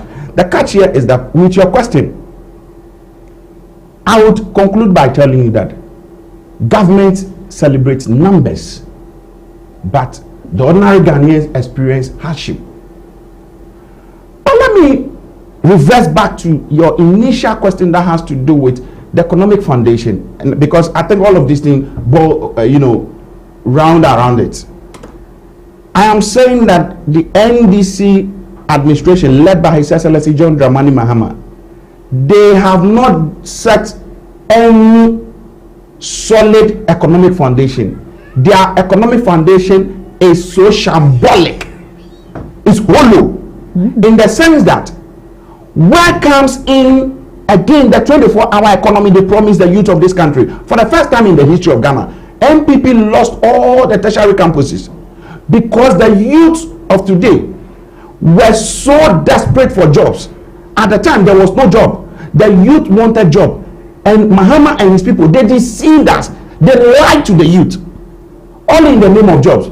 Today, where comes in the Women's Bank? They were moving from one market center to the other. The vice president, Mami Odende is not quiet. She cannot even talk. Even the 24-hour economy, they could not even make enough budgetary allocation. In the first budgetary allocation, 110 million Ghana cedis. Women's Bank, what has become of it? You lured our young ladies, our young women. You told them that in every market there will be a bank. You are telling us there is solid economic foundation. Where are the banks? The Women's Bank. The women are still calling for the banks to be open in Keta and Loga, Abura, in your own constituency. Where are the banks? The NPP knew what we were doing at the time, but the NDC came to tell us that there's going to be a certain narrative called, 1 million coders. Today, where are the 1 million coders? Even budgetary. But it has been launched. Hold on. Launching is not implementation. But Senor, aren't you expecting too much from the government in just 1 year? I am telling you that the government portrayed to us during their desperation to come to power that they were going to do everything immediately they come to power. That is how they made us believe. But is that the Ejumawura, what was the budgetary allocation? How many people have they enrolled onto that platform? But Senor, you see, I am saying all of these things because the Mahama and my brother Jibril knows that they said so many things that when they come, they thought it is something that when they can just close their eyes and then do. But it is very evident that you cannot come into governance structure and want to behave like you are, doing the usual PR gimmicks they are doing. I have repeatedly said that governance cannot be replaced with pseudologia fantastica. Is this PR gimmicks? The Mahama government has been very resolute in their attempt to swindle Ghanaians by always pushing, agenda of pseudologia fantastica, making so much noise, displaying fantasies, deceiving us, lying to us. And a sharp contract is what the president comes to tell us in his New Year message, to tell us that reset means that it is for everybody, whether you vote for him or not. It is not for only NDC members. It is for all Ghanaians. Yet, my brother who is sitting here, I don't know if even his own brother has gotten a fair share of the cake. But the lives of Alhaji Sinari is our ambassador. The sister is an ambassador. Let's calm down. Their reset agenda is run like a Ponzi scheme. You people don't understand. The guys are deceiving us. They don't have any solid foundation. The foundation is weak. If it has to go to the foundation is weak. if the national cake has to go to everybody, isn't the national cake when you have a single digit inflation? Isn't a national digit when floor prices are going down? The national cake when floor prices are going down, so that anybody who buys fuel can feel it. CD to dollar is quite okay. Those who want to get CD who want to get dollar will not have to use so much CD. Isn't that also the way you share the national cake? You cannot choose and pick. When you were coming to power, it was a litany of issues that you signed with us beyond making sure that the dollar comes down, inflation rate and all of that. But let me ask you, I asked earlier on, does inflation get by Kenke and Ewaplen in Qatar? Well, per the no, that you've not answered my question. Does inflation service by Ewaplen and Kenke in Qatar? Per statistical service, garden eggs have reduced by 56.7%, control milk 51.9%, fried fish 44.5%, pork. Garden eggs and control that they have polluted with galamsey chemicals. Oh, you don't know? How did the numbers come down? It is there, but I'm telling you that these figures are not real. Go to the markets, go and fill it. You are a woman, and I'm sure that you prepare some sumptuous Ewaplen abobitadi. Go to the market and find out how it costs. He doesn't have idea. He only sees edges. He's been so fantastic by saying that we have done a solid foundation, He does not know solid foundation without prices of goods reducing. So let me even give you a classical example. In my constituency, and I'm putting this on record, all the cheap compounds. What constituency? My constituency, Anglo constituency. All the districts in the Volta region, they have done, they are going to construct cheap compounds. Cheap compounds that they are, constructing. They claim that they have done or reduced the dollar prices, and there's a solid foundation. Cheap compound during the MPP era in the Volta region, when I look at the items in terms of the amount, it was around 800,000 Ghana cedis.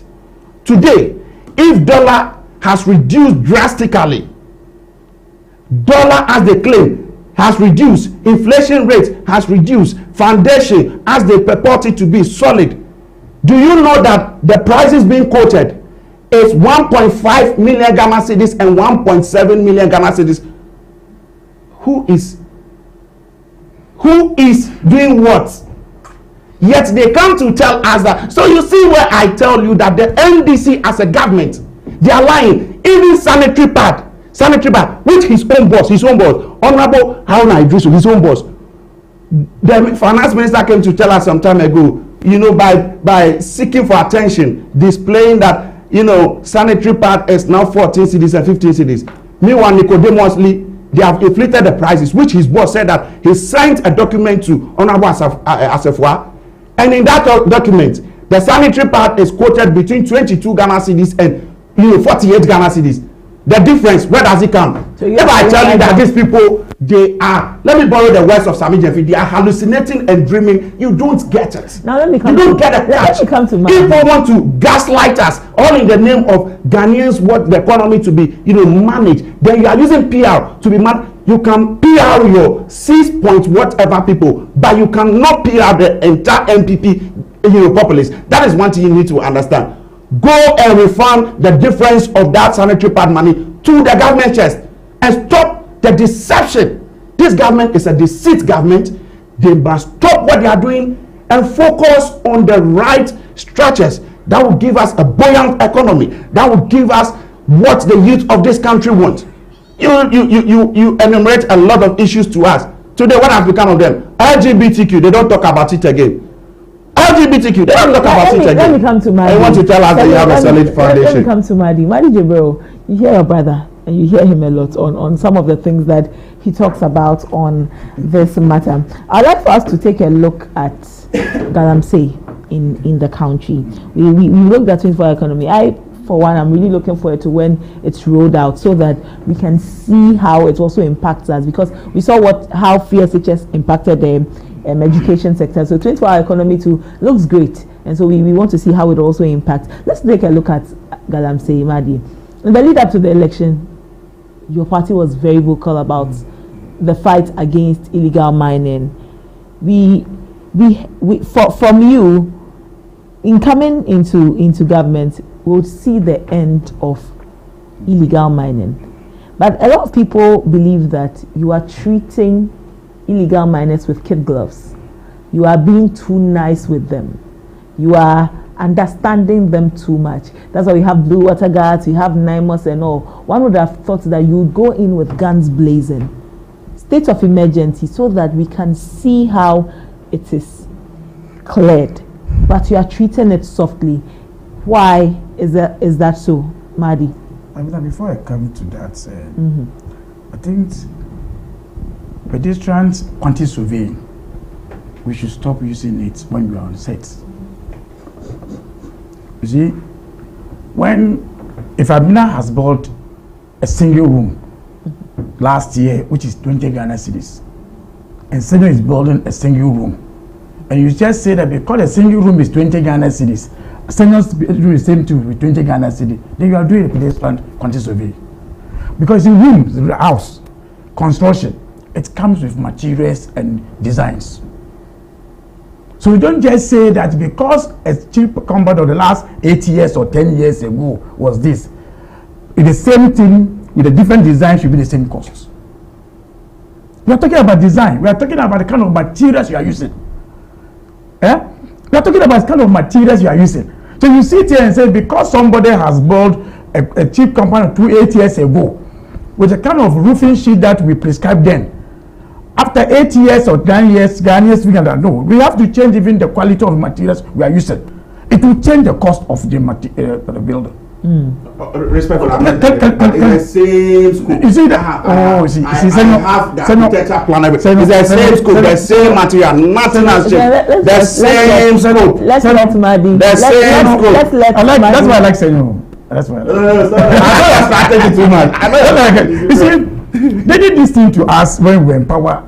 Even Baumia went to tell us that because of the cost of bitumen, they will now change into concrete roads in this country. Remember, when they came to me the reality, because you see, when you are constructing road, nature of the soil will give you a cost of the kind of road you are constructing. So you don't sit back and just take a figure and just throw out and say, this man has built this one, I also built this one, this cost.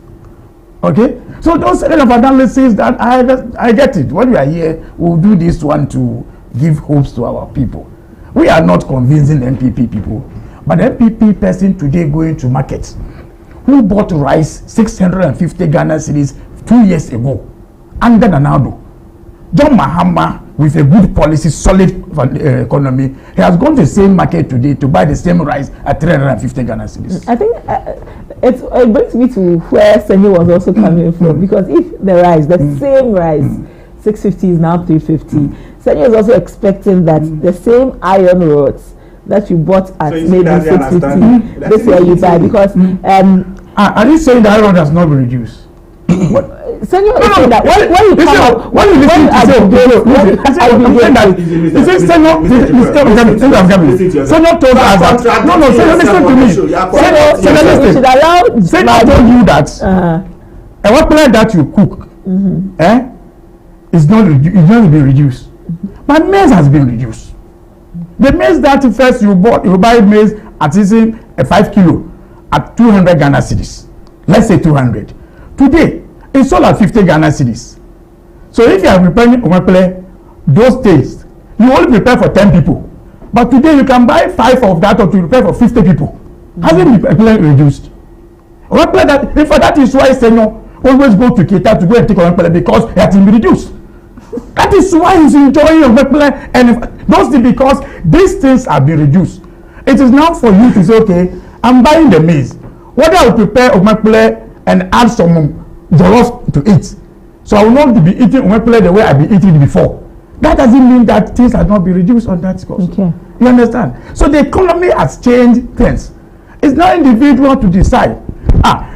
If I'm going to buy a maize today, and you choose to say that I'm not going to buy the maize from the market, I'm going to buy the one from the shopping mall, do you think they'll be the same price? It's a choice. In fact, we have given people the opportunity today, the MPP, when we buy coconut at 5 cedis, They stop buying coconut rice because the money has come. Economy, they go and buy coconut at shopping mall, and come out to come and compare coconut on the street and the shopping mall's coconut. It can be the same. It is your choice. Then they have chosen the choice of buying expensive things to come and compare to us when we Ghanaians see that things have been reduced. Today, Amin Senyo knows that previously when he's going to buy fuel, he will open his eyes, he will not tap his phone to watch the cost of fuel coming down under the Nado. Today, when he get there, he's now going to now open his WhatsApp, watching the very know that the fuel price is reduced. It makes him to go more manage to cater to voter region. That is why he's able to get more fuel, to go to every district to know how many street compound we are building.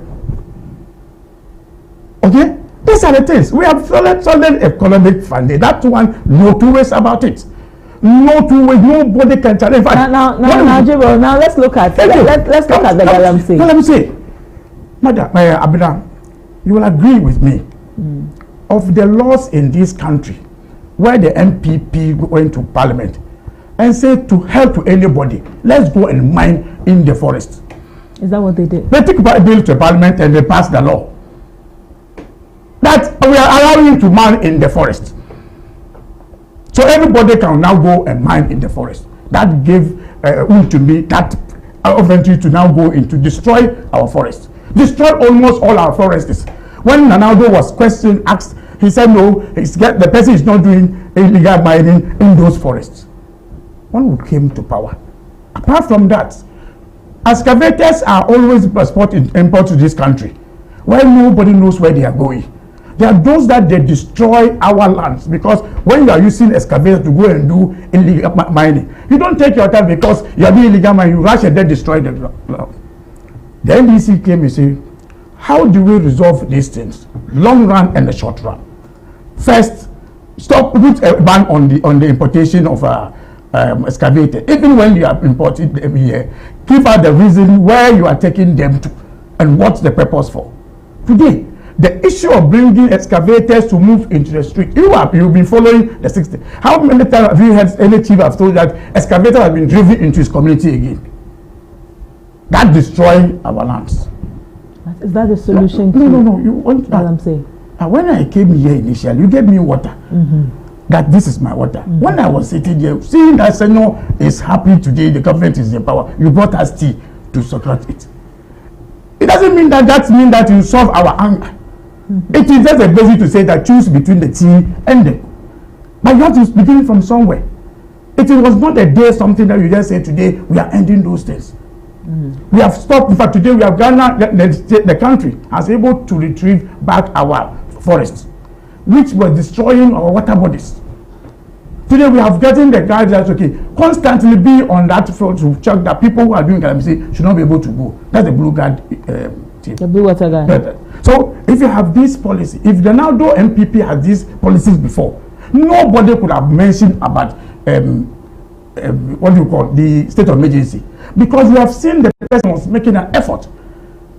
To tell you what, the only issue that people are raising is just because let's raise it, and then because Sami Jemfi is using the gold board to solve problem, let's say we are still doing illegal mining with the gold, forgetting that they also did gold for oil. When they were doing gold for oil, were they taken from Jesus Christ?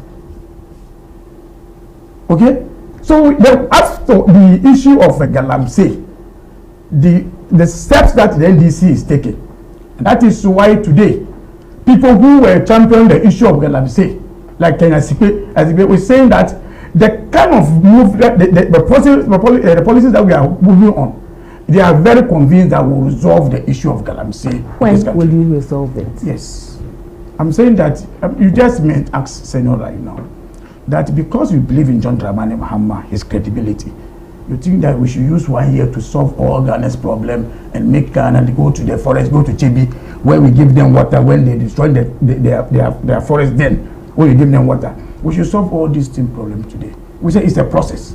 We admit that things that we did you. You can give timelines to processes, and so what are the timelines we are looking at? One of the processes that we did, that's why we said they banned to the excavators. We have gone to Parliament to say, reverse that law that gave people to go into the forest to go and then mine in those areas. These are areas that show that it's a leadership issue. Apart from, don't forget that even the waters that we are talking about, apart from solving this one, we have to now reclaim the land. So it's part of our program, because you see, these waters that still we see that they are still not clean. It's because of the soil that are destroyed. When every time it rains, it goes into it. But today, I can tell you that those who are championing the issue of the Galamsey are comfortable with the way the approach that we are having to do. So, Galamsey, the 24-hour economy, I'm happy.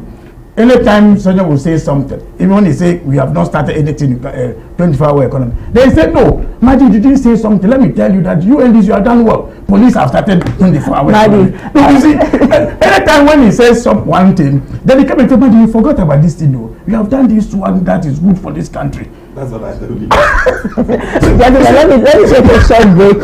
I'll be back. I'll be back after this very short break. When I return, we'll look at Ayawa. So I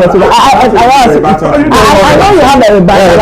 I'll give you an opportunity. Yes. But after this break, we'll now go into Ayawa. So take a look at the by-election that we should be expecting there. You're still on ABC in the morning, live on ABC News GH. Don't go anywhere.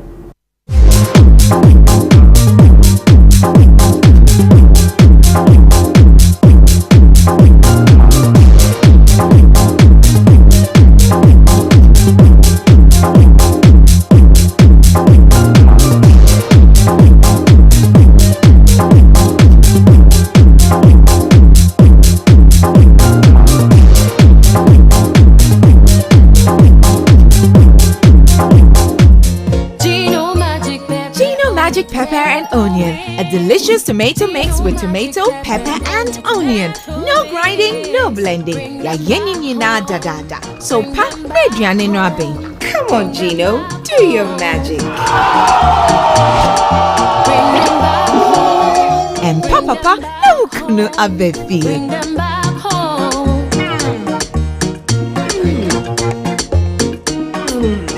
Tasty magic.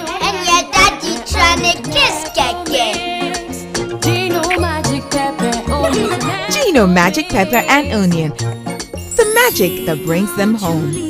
This advert is FDA approved. Playing for your country, easy. Scoring, easy. Winning, easy. You know what be easy now? Kivo 4-in-1 Gary mix. Aye easy. It gets everything inside. Gary, creamer, sugar, roasted granules. Just add water. Sharp my soakings make ready. Taste and energy. Made easy. I'm a match winner, but the real champion is Kivo 4-in-1 Gary mix. Champion taste. Also available strawberry, coconut and chocomore. This advert is FDA approved.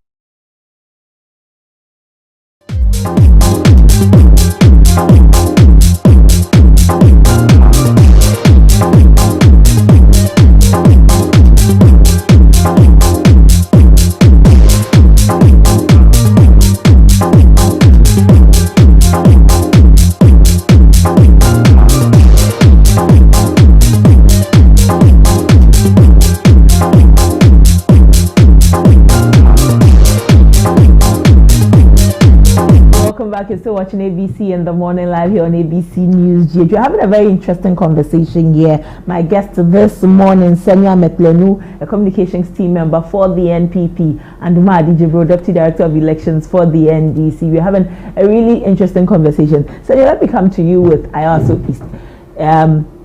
Your party says that it will be contesting Ayawaso East and even winning the seat. So this is it. You will contest and win it.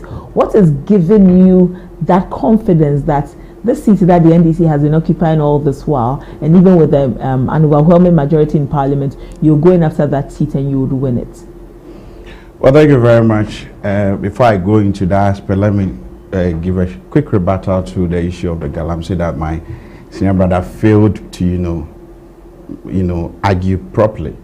It is he could not do that because his own national boss, the national organizer, has been cited as one of those doing Galamsey. He's at Yoko, another national officer, Abanga Yakubu. It's getting to a year now. We have not heard any reports. The same national organizer is telling us that the Galamsey people, they are actually the one who supported. They dare not touch anybody. So I am not surprised that he is defending and trying to make it look like you have not done anything, completely nothing when it comes to the fight against Galamsey. And let me remind him, the same NDC that fought NPP vehemently by telling us that the Operation Vanguard, the water guards, and the rest we were doing was not helping. They should tell Ghanaians what is so unique about the fight against Galamsey when they came. What is so unique? When we came to power, every single thing we did as a way of fighting Galamsey is the same thing they've done. The only thing NDC is good at is rebranding. If you remember, Mahama 1, when they rebranded the bus, they are back again, Mahama 2. They are rebranding everything. So you realize that the water gas that we were using that they complained about, today they come and they add blue to it, blue water gas.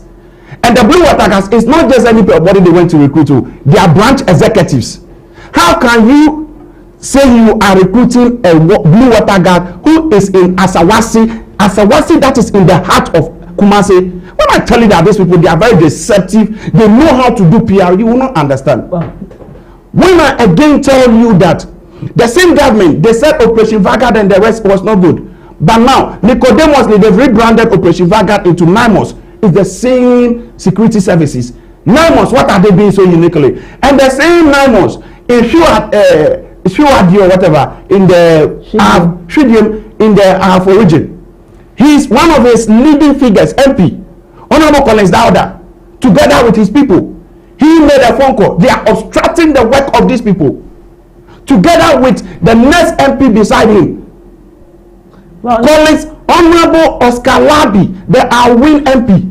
He has been called up by the traditional authorities that he is part of those doing Galamsey. What has the NDC done? So the recent one has to do with Christian Winnie Valley, who has also been cited by the 4th Estate. The recent one has to do with the Eastern region. Etiwa is the DCE.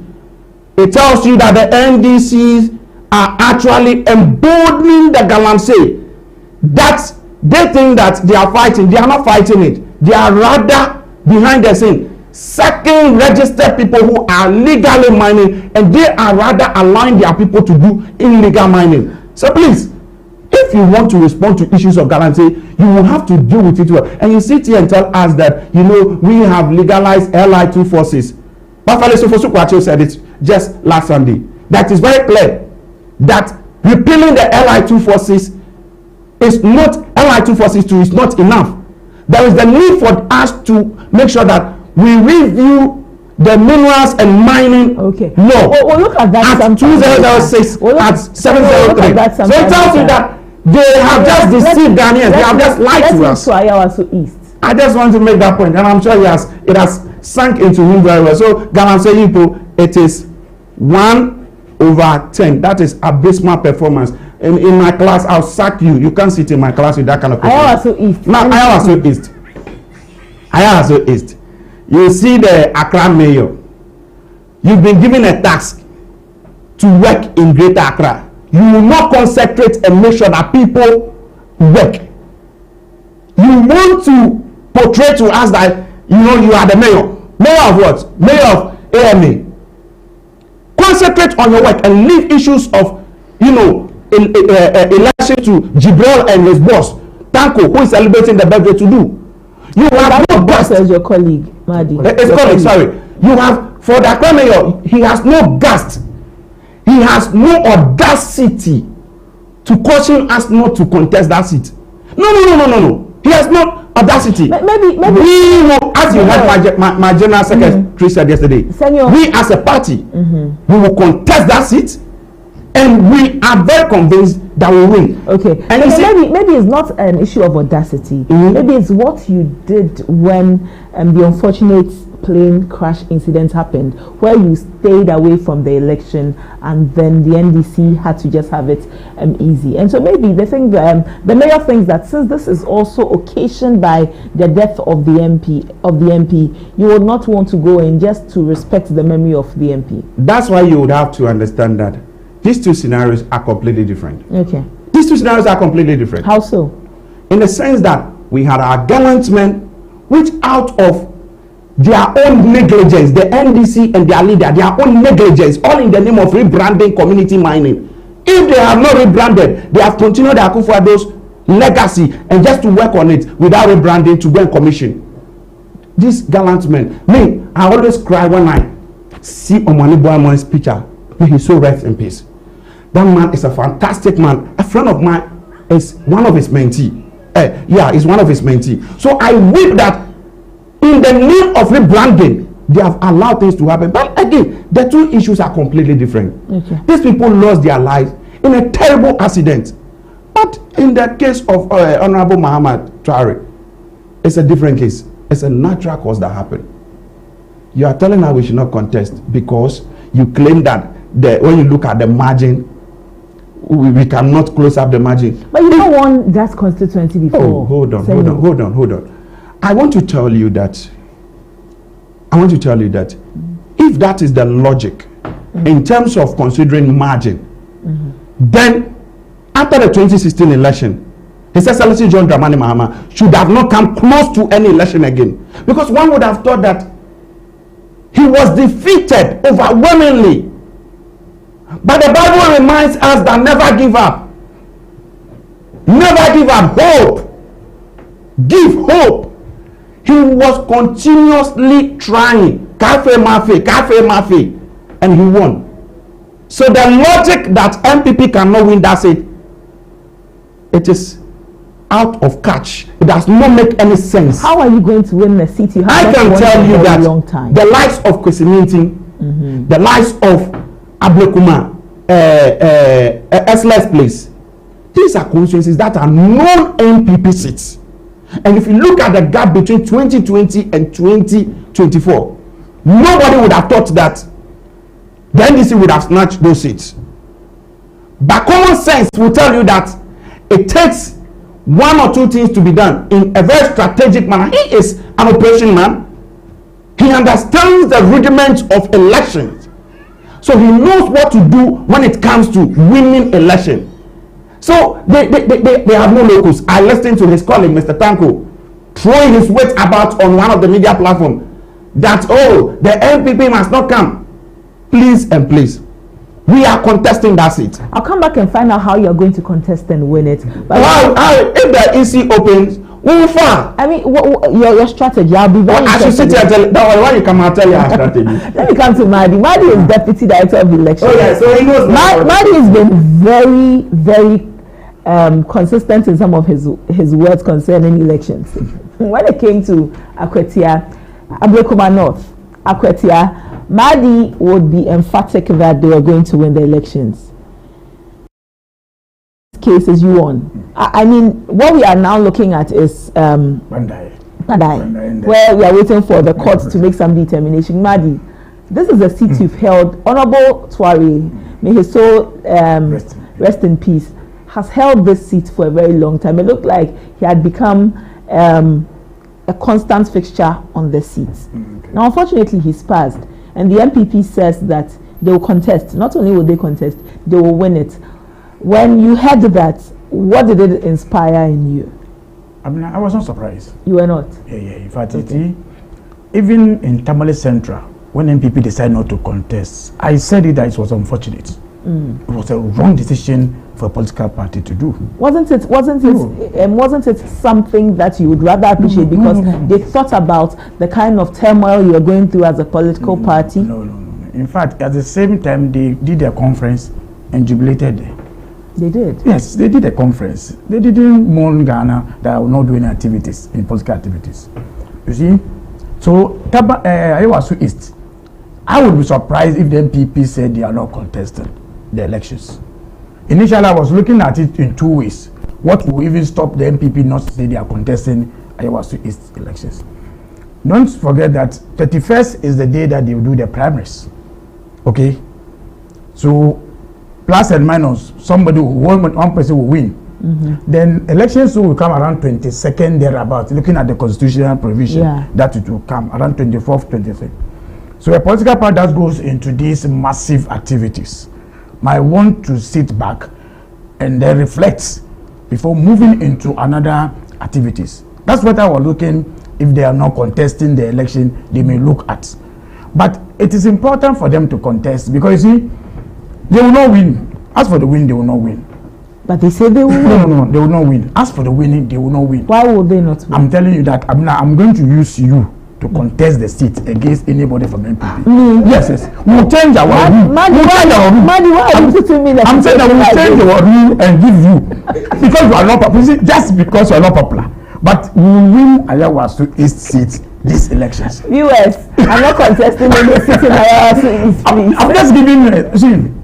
But you see, it is important for the NPP to contest, to make numbers arguments. Okay. You see, although we are beating them with a large number, the 30-something thousand, today I'm happy that you say that the huge numbers are not issue. But the same people are saying, I can't pay, they will close gap in 2028. The same people. But you see, election like this gives you your strength. They may appreciate in terms of percentage and use that one as a bragging right that we told you that your government is not popular. We told you that we are preparing towards winning elections. Okay? So that is what I am going to work against for the affiliates. Because the bragging right in politics is key to prepare you to the next level.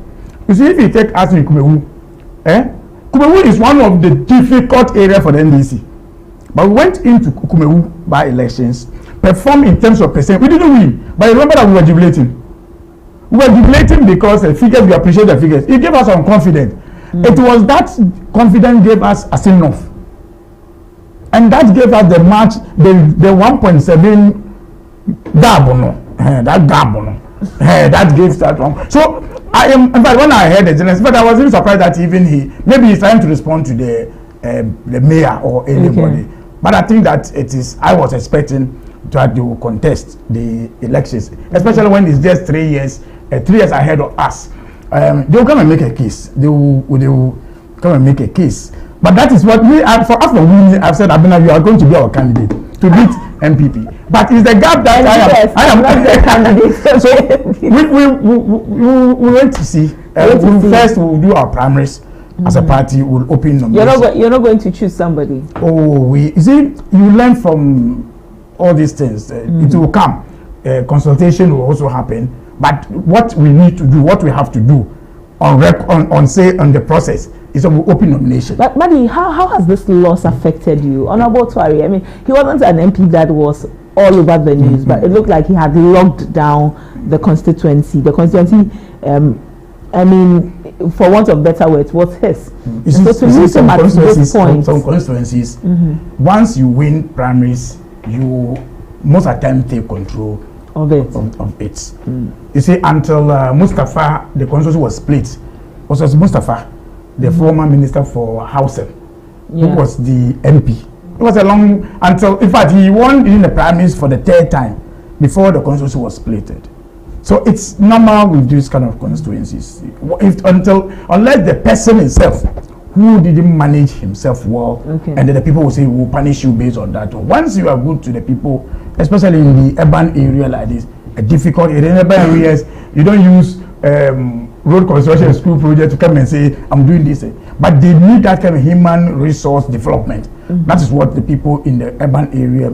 So it's going to be an elections, going to be one of the fun of elections, and we'll make a statement. In fact, it is where we will retire Bawumia. It is at that election you're going to retire Bawumia. Because it's likely, and I'm very convinced that he will win. Now he will win. You know, he's part of the constituency. I was saying that's where he is. In fact, his polling station will win to tell MPP that he's not popular. The polling station that that is where he stays. I was saying that he stays. Kanda? No, Bamia is not staying there. Where do you? They used to. I'm saying he's not staying there. His police station is not there. No, I'm saying, I'm saying that is where Bawumia house is. It's when he became vice president. Then the state gave him the state house, but that is his house. So currently, he comes to the house. It's not true. The family is. It's not true. It's not true. It's not true. That is why it's not true. I know where he is and where he votes. That is true. Second, let me review you. Yes. That is where Akufo-Addo also stays. That's where also Akufo-Addo also stays. So we make a statement that this ground. Control. Another two are going to change. I'm saying that this is the two people who play their role in the constituency. Again, Why are you roping them into an election that you say you are winning? If you are going, why are you targeting Bawumia in this? I'm saying that when you are going for, at times there's some fight that you are going in. You don't start fighting the person, you just know the people that are following the man that this person cannot fight. I'm saying that the target, it is the future elections that we are going into. Because the performance, the turnout, will show whether the people have accepted you, especially Nima being Muslim community. The reduction of the Hajj that we give them, have they accepted it? How are they appreciating it? We gave them 2 holidays in Islamic holidays, additional. So that's going to be your campaign message. Reduction of Hajj. No, I'm bringing you. They buy fuel. Yeah, but I'm bringing you to that area. I also said now, when you get to this ground, you don't need to use cars to campaign. We'll be walking. As for Iowa East, you just move one house to the other house, and it's a groundswork. You understand? I am convinced that yes, what the MPP is coming to do is to make a statement in terms of performance for figures, but say they are coming to win. If the General Secretary mentioned that you win, now who is it? Who is? You go to election in Bantama tomorrow. If there's election in Bantama, I will say that we win Bantama. It's part of strategy indeed. But there are areas that when you say we win, when you say we win, like Akwetia, MPP strong, it's a swing area. We told you that election minus rigging, the MPP will not beat. I told you on your set that election minus rigging, they are nowhere to close to our elections. I was East. I was to East. I'm saying that I will make you a candidate in there. Against any potential candidate for MPP in that East, who will win the seat. But before I even say about this, I also say they will come back to all those things, very soon open nomination for Prime Minister. I am proud as a Ghanaian, as an officer of the party, that when you are fighting something for the sake of this country, your own, who committed a crime in it, being it true or not, the state laws worked on him. Invite him to come and answer. I'm proud. That your national organizer, that state say that, yes, you have done something, there's a report, come and respond. Be proud that you are part of this Ghana. Be proud that today he's mentioning party people. He's not mentioning just MPP. He said NDC people said no, it's not about elections. It's about Ghana. Be proud of that. Fighting the economy, say whether you are a DC, whether you are an MP, whether you are who you are, we don't give a damn to all of you. Because Ghana is about myself, ABENA, and Seno. So if you think that you are party officer like Untimi, what Untimi was doing, Nanado was clapping for him, giving you go, continue to do. Is he clapping for him? Or did he ask him to stop? Did they arrest him? Remember, it was their own minister when he was trying to fight this Galamsey issue. Minister for one minister of energy, environment. Who they changed the finally. A vice chairman of the region came to tell him that party Jessica, now we Jessica, but we Jessica, so you don't have to arrest. No, it's a party needs the money. Then Mamando is Bawumia is a pastor of a church. Why is the NDC so focused on This is one of those tactics. When you ask them about Galamsey, anything they will say is known to me. And I'm daring him on this show. Can I finish my? I am daring him on this show. He should produce 5 people's name who has been cited aside known to me, who has been cited for Galamsey. And more than 20 of them. He has brought those, including the president's own backyard that has been extended as the headquarters for Galamsey, led by Abanda and the national organizer. Is repeating the same thing. But so let's Madi land. I should mention. In Takwa, the parliamentary candidate of MPP for the 2024 elections told the whole people, city delegate, and told them that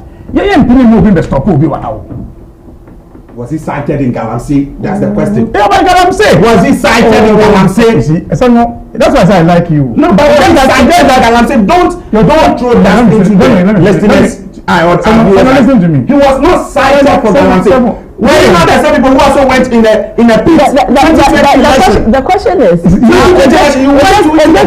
guarantee? That all those who have been arrested, you will release them. What are you saying? It's different from being cited for Galamsey. But is it a Galamsey Olympics? Okay, so no, you see, we are saying that the country is going beyond protecting party persons or whoever. Okay? That is why I'm saying. The sack the Etiwa is DC. Sack him. He's embarrassed the government. Your president, he's embarrassed you. You're fine, big brother. But sack him. Let's Madi land. Sack him. Oh, sack him. That wait. We have a member of parliament who stood in parliament and told the Ghanaians that after Galamsey there, yes, we have done more. And this is doing something. That's why I say it's a lot of because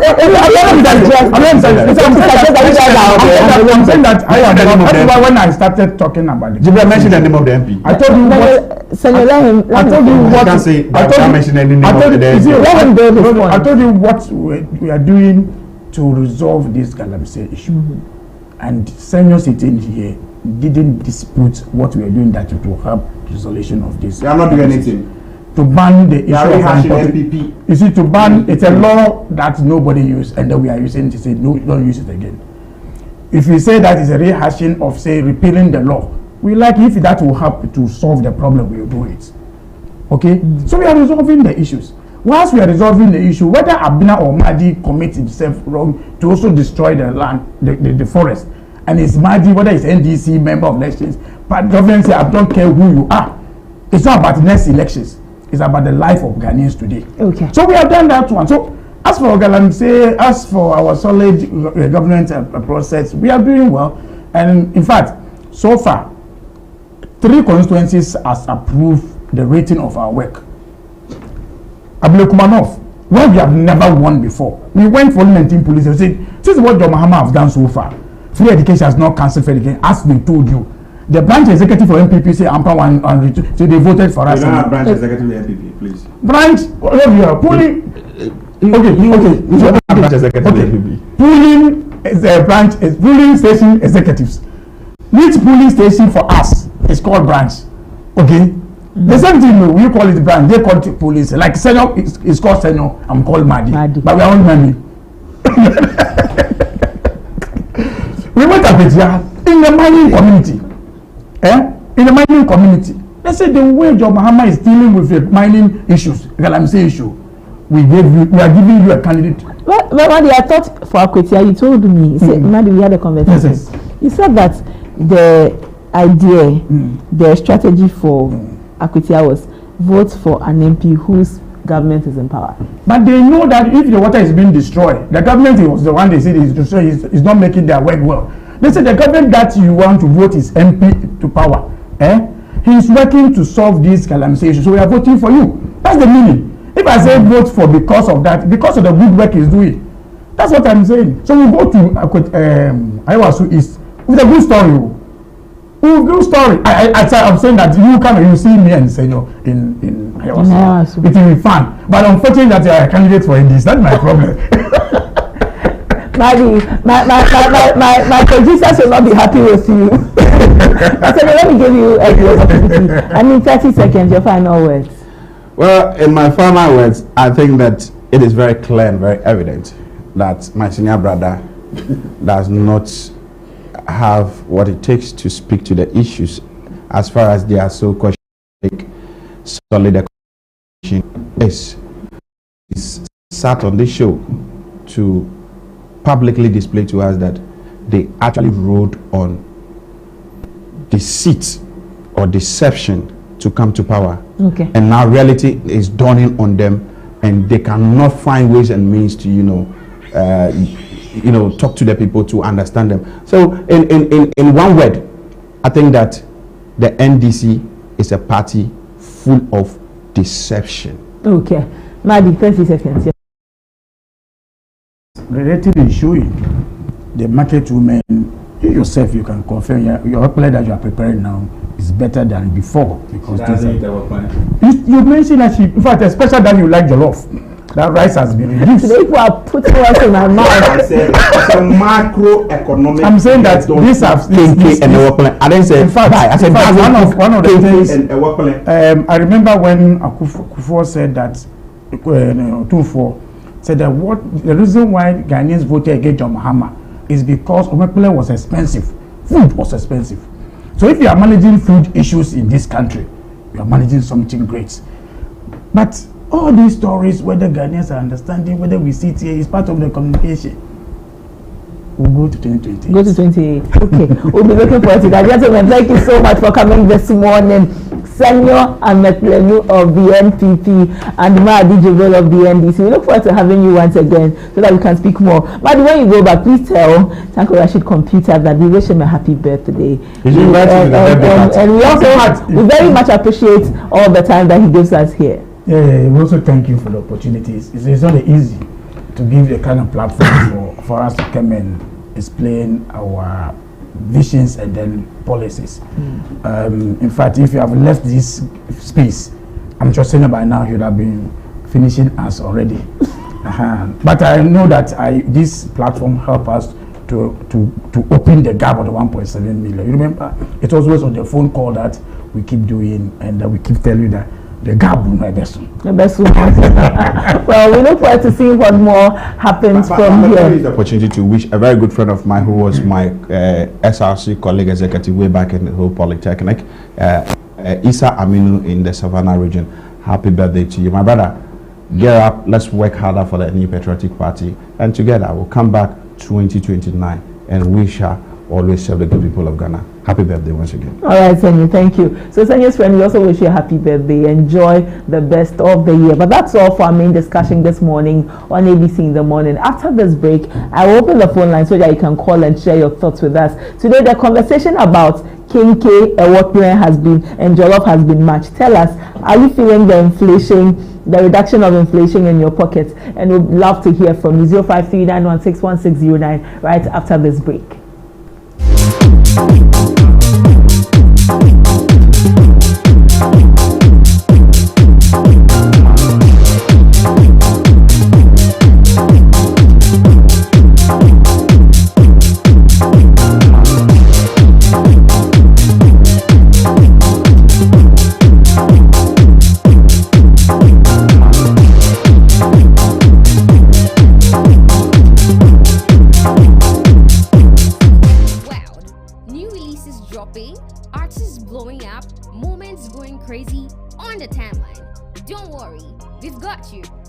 The highlights, the date, the event, everything you need to know, and then the real fun starts. The official top 10 songs running the streets, the airwaves, and your playlists.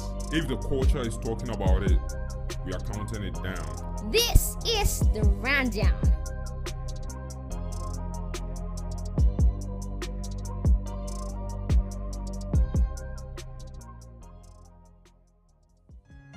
Hey, so mommy, who is going to do my day jollof? Oh, Kwame.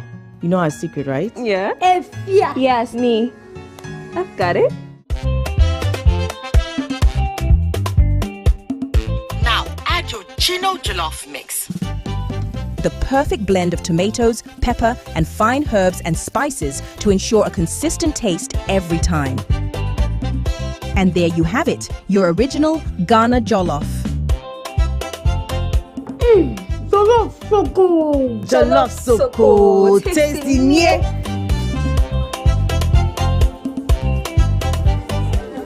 What is going on here? Enjoy jollof the Ghana way. Gino jollof is made with a perfect blend of tomatoes, pepper, and fine herbs and spices to ensure a consistent taste every time. Jollof so good. This advert is FDA approved.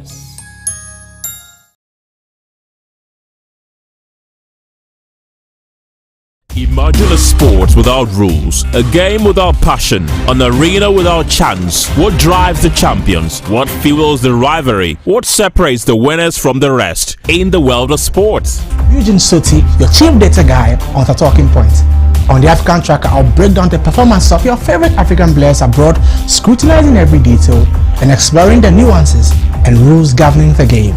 Meet us in your area for Area Take as we plug into sports perspective and hear your thoughts on every play of the game. I'm James Makion, your go-to expert for everything local. I'll review the fixtures From the locker room to the pitch and from the management to the fans, I've got you covered. Oh la la! Don't miss out on the double excitement. It's a fun pack, pulsating and complete wrap of everything in sports, from boxing to football, tennis, NBA and more. Sports World on ABC airs every Wednesday from 7 to 8 p.m. Sports World on ABC. Sports beyond borders.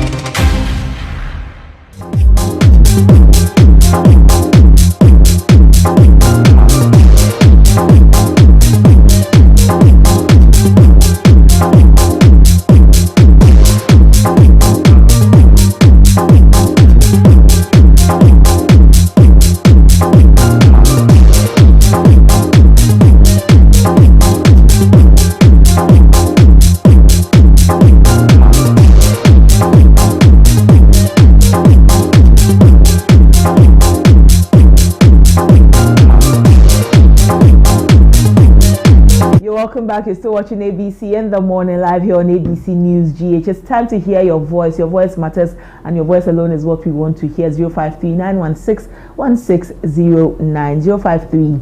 053-916-1609. President Mahama says in his first 1 year, he has laid a solid foundation. He and his government. What do you make of that? You can share your thoughts with us. Inflation, year-on-year inflation, December 2025 inflation is at 5.7%. We see that some food stuff that we buy in the market, in our markets, have reduced. Is that so for you? Let us know. Hello, good morning. Hello, good morning. Good morning. How are you doing? I'm fine, thank you. Thank you so much for calling. What's your name and where are you calling from? My name is remain your humble servant, Alhaji Amino Abu, calling from Medina. Alhaji, Happy New Year. I hope everything is going well. The same to you. As I can see, you squandered the new year very well. We give glory to God. You enjoy it than anyone. I can see it clearly. Okay, Alhaji. Alhaji, let's hear you. Happy Christmas and prosperous New Year. Thank you so much. So, my dear sister, you see, I'm not happy with your panels, all of them. I don't know whether they are there or they have already gone. They've left. Sometimes I will advise Mahdi. You see, Mahdi, any time that I heard him, he's speaking on authority, like they own Ghana, like each and every NGC communication member. Instead of them, you are in power for God's sake. And Ghanaians, we are almost 30-something million, almost 40 million people. But out of these 40 million people, they should check themselves very well. Only 11 million people are voting. And Mama just got only 6-point-something million. And Mama, you have been bringing Mama since Adamos have his chance and he's gone. NBC should tell us, who do they change? They haven't changed anybody. They always come with Mama, and they always lost with Mama. And now that Mama has won, instead of them coming down, talking to us very well, in the respectful manner, look at what he said down telling us. I am a Muslim. And if you are telling me that because of Hajj, is it compulsory that every Muslim should be in the Hajj? No, it's about those who have it. What about those, some of us who doesn't? You see, this is how a leader is supposed to be thinking. If they are thinking that everything they want to, you have more than enough seats in the parliament. And our good brother, Naza, lost his life in this month. And instead of you be sober, talking to us very nicely, look at what he is doing. So please, we are telling them, when he was calculating about iron rod price and play and whatever, jollof price come down. But he refused to accept the fact that they have double the money they are building a cheap compound. You were about to ask him to bring this NDC thing to override what you are coming to ask him. Because if you are saying that, yes, price of goods and services has come down, why do you pack more than the money that Akufo-Addo that we say that it wasn't good, 8,000 or 80 million? Then you double it more than quadruple and giving us a cheap compound there. And you are still saying that tomatoes and onions and whatever has come down. Fuel prices has come down. Even the truck drivers,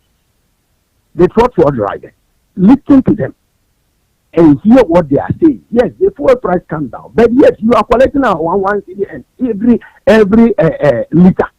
In every liter, you take 1 cedi. What kind of calm down is that? What kind of calming down is that?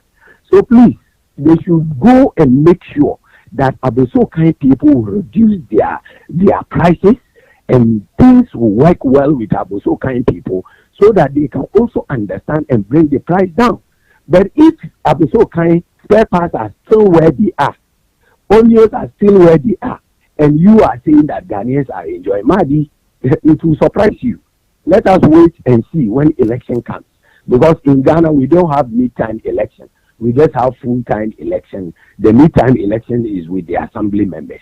But it's like president who can go and vote for short-term election or mid-term election. He should have seen it, that Ghanaians, we are not happy at all. NDC are going around propagating that Ghanaians are enjoying.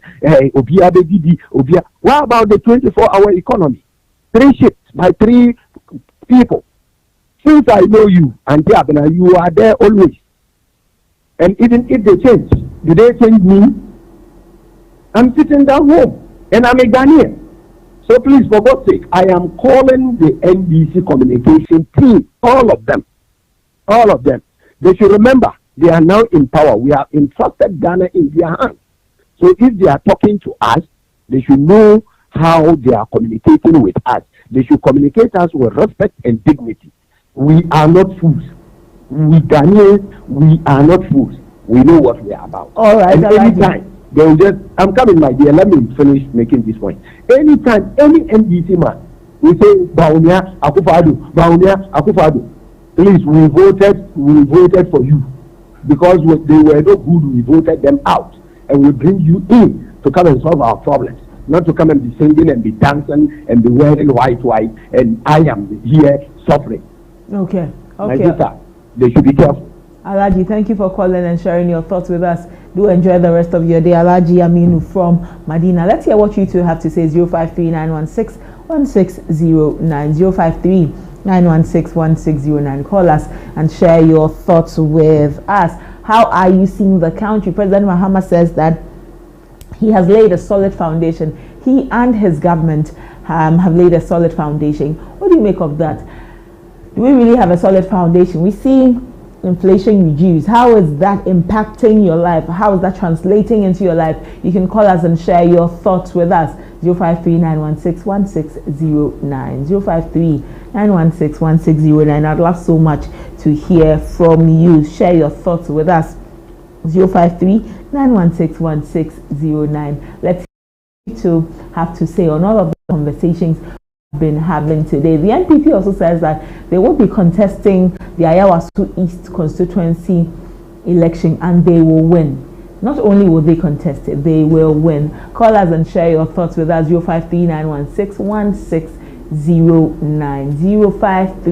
053-916-1609. I'd love so much to hear from you on these conversations that we've been having today on the show. How much is rice selling in your neighborhood? How much is maize selling? How much is contumely selling? Garden eggs, even the Kobe's, the Momones, how much are they selling?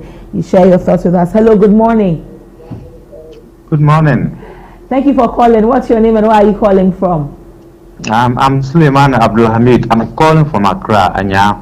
Okay, Suleimana, thank you so much for calling. Share your thoughts with us. Yes. To be frank, I must say, Dramani Mahama has laid a solid foundation. Okay. And any government cannot even change it because it will be a clear example of what we've all seen in this country. So any person that will come and deviate from this system, the whole nation will see the person. And I can say with all authority that every Ghanaian in this country, you can say outside whatever negative, but in your bedroom, you will surely say that the man is doing well. What we are all thinking that it will take us so many years for this such a foundation to be built, this man has done it within 1 year, and he needs his praises. You can say outside Oh, he's done this, he's done that deep in your room. Deep in your heart, you will know that this man has done so much for this country. He has done in 1 year what the NPP couldn't use 8 years to do. And for me, I salute him. I pray for long life. I pray for such momentum to go throughout these years. He has already set a record that nobody can negate it. Thank you very much. All right. Thank you so much for calling, Abdul. We are grateful that you shared your thoughts with us. Let's hear what you two have to say. 0539161609 on Facebook. Banuba. Hello, good morning. Good morning. Thank you for calling. What's your name and where are you calling from? I'm Richmond, calling from Kumasi. Richmond, thank you. Share your thoughts with us. The president is doing very well, especially some of his appointees are also doing very well. Okay.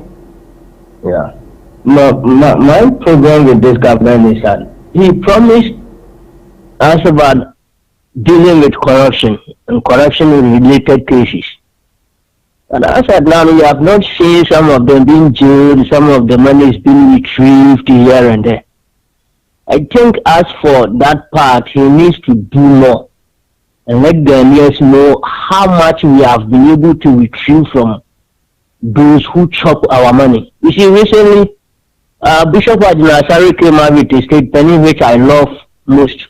He said, you promised to bring our money that people are stolen, but yet, when you are on, nobody has vomited whatever he swallowed. So that is where my problem is. As for the rest of the things that the president is doing, we say bravo, and Luta continua. Okay. Have a good day. Have a great day. Thank you so much for calling and sharing your thoughts with us. Banuba KD says, interesting submission by Mayor Senyo, and Medbeto says, great submission, Senyo. In fact, you're doing well. Okay, so these are comments going to Senyo Metlinu, who was here earlier with Mahdi Jibril. But let's hear you too, what you have to say. 0539161609. 0539161609. Share your thoughts with us. Let's hear what you have to say on all of the conversations. Hello, good morning. Hello, good morning. Hello? Yes, kindly turn down the volume of your TV so that I can hear you well. Hello, good morning. What's your name and where are you calling from, sir? Thank you for calling us. Please, my name is Daniel. I'm calling from Adabaka. Daniel, let's hear you. Okay. I want to share my thoughts on the performance of the president so far. Go ahead. In fact, when we not in this country, when Akufo-Addo himself told us that he understood their difficulties, but a new leader will take us through. So if the president, a new leader has taken over the office and is able to transform things to this extent, what I expect the NPP to be doing by this time is rather to be clapping for the president. Instead of them rather looking for loopholes and criticizing the president wrongly. We were in this country, their president Akufo-Addo and Bawumia, they told us that they know their difficulties, but a new leader will take us from the difficulties. And right now you can see that inflation has dropped to a single digit. Prices of goods are also dropping. So they should rather be clapping for the president. You get it? They should rather be clapping for the president instead of them looking to have lost the caller. Please call us back and let's hear what you have to say.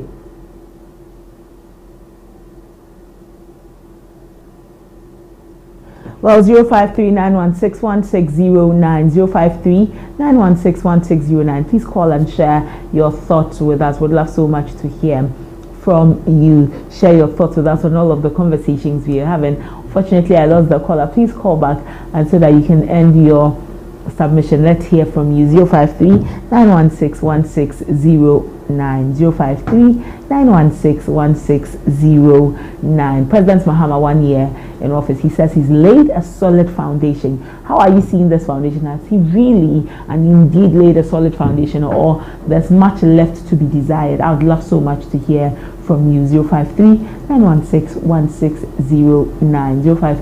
053-916-1609. Please call and share your thoughts with us on all of these conversations that we've been having today. And very soon I'll bring you the latest in the world of sports. Would appreciate what's happening in the sports world. Hello, good morning.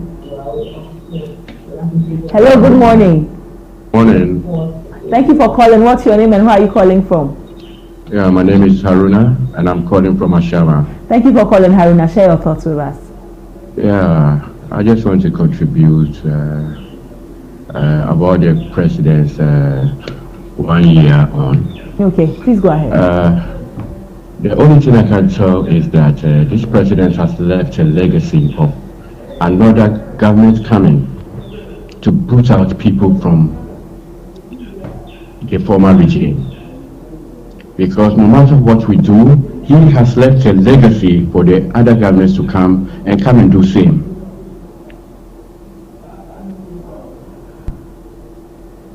We're listening to you. Oh, we have lost the caller. But well, we got the import of what he was saying. Do I have another caller? If I do, and then we can pick some more calls. 053-916-1609. 053-916-1609. I'd love so much to hear from you, your comments on all of the conversations we've been having. President Mahama says that he has laid a solid foundation. Hello, good morning. Good morning. Thank you for calling. What's your name and where are you calling from? I'm calling from Dayton.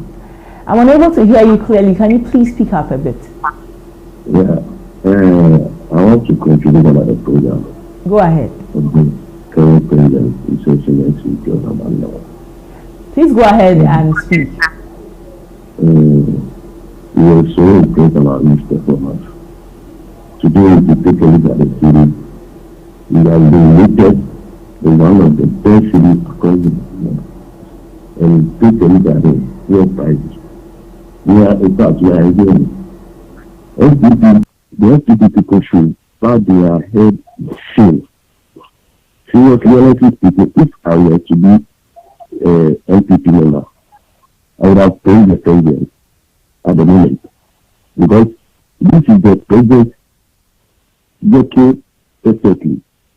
Not based on experiments. This is an experiment that we ever have on this country. So as I was talking, the NPP they should bow their head in shame because the country is progressing.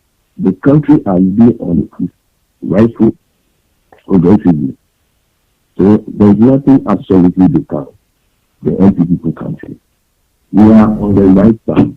Today, even if you are interacting with the market people, those who have been selling, prices are reducing in the market, things are moving so smoothly. In fact, the next budget for this year, the Ghanaians will enjoy. And I'm assuring you, there is no way the NPP will come power except the NPC people have been say they have been tired of government.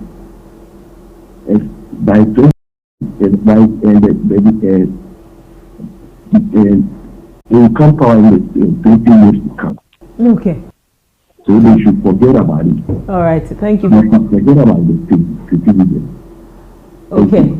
All right. Thank you for calling and sharing your thoughts with us. And that will be my last caller for today. I'm grateful that when I opened the phone line, you called. We look forward to speaking with you again the next time we open our phone lines. But that's all for Ghana Speaks here on ABC in the morning. After this break, I'll bring you the latest in the world of sports. Do stay.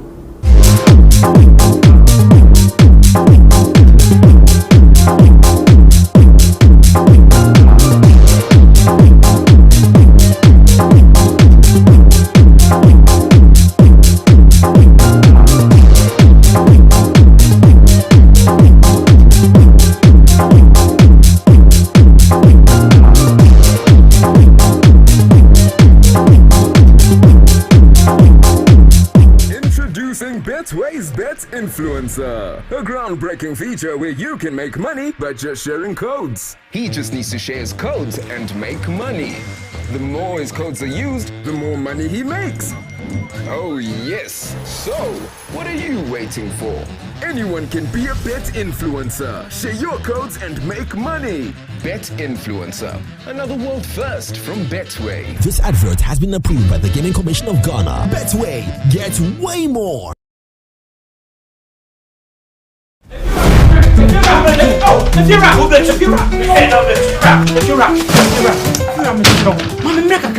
Rent back with the beer open.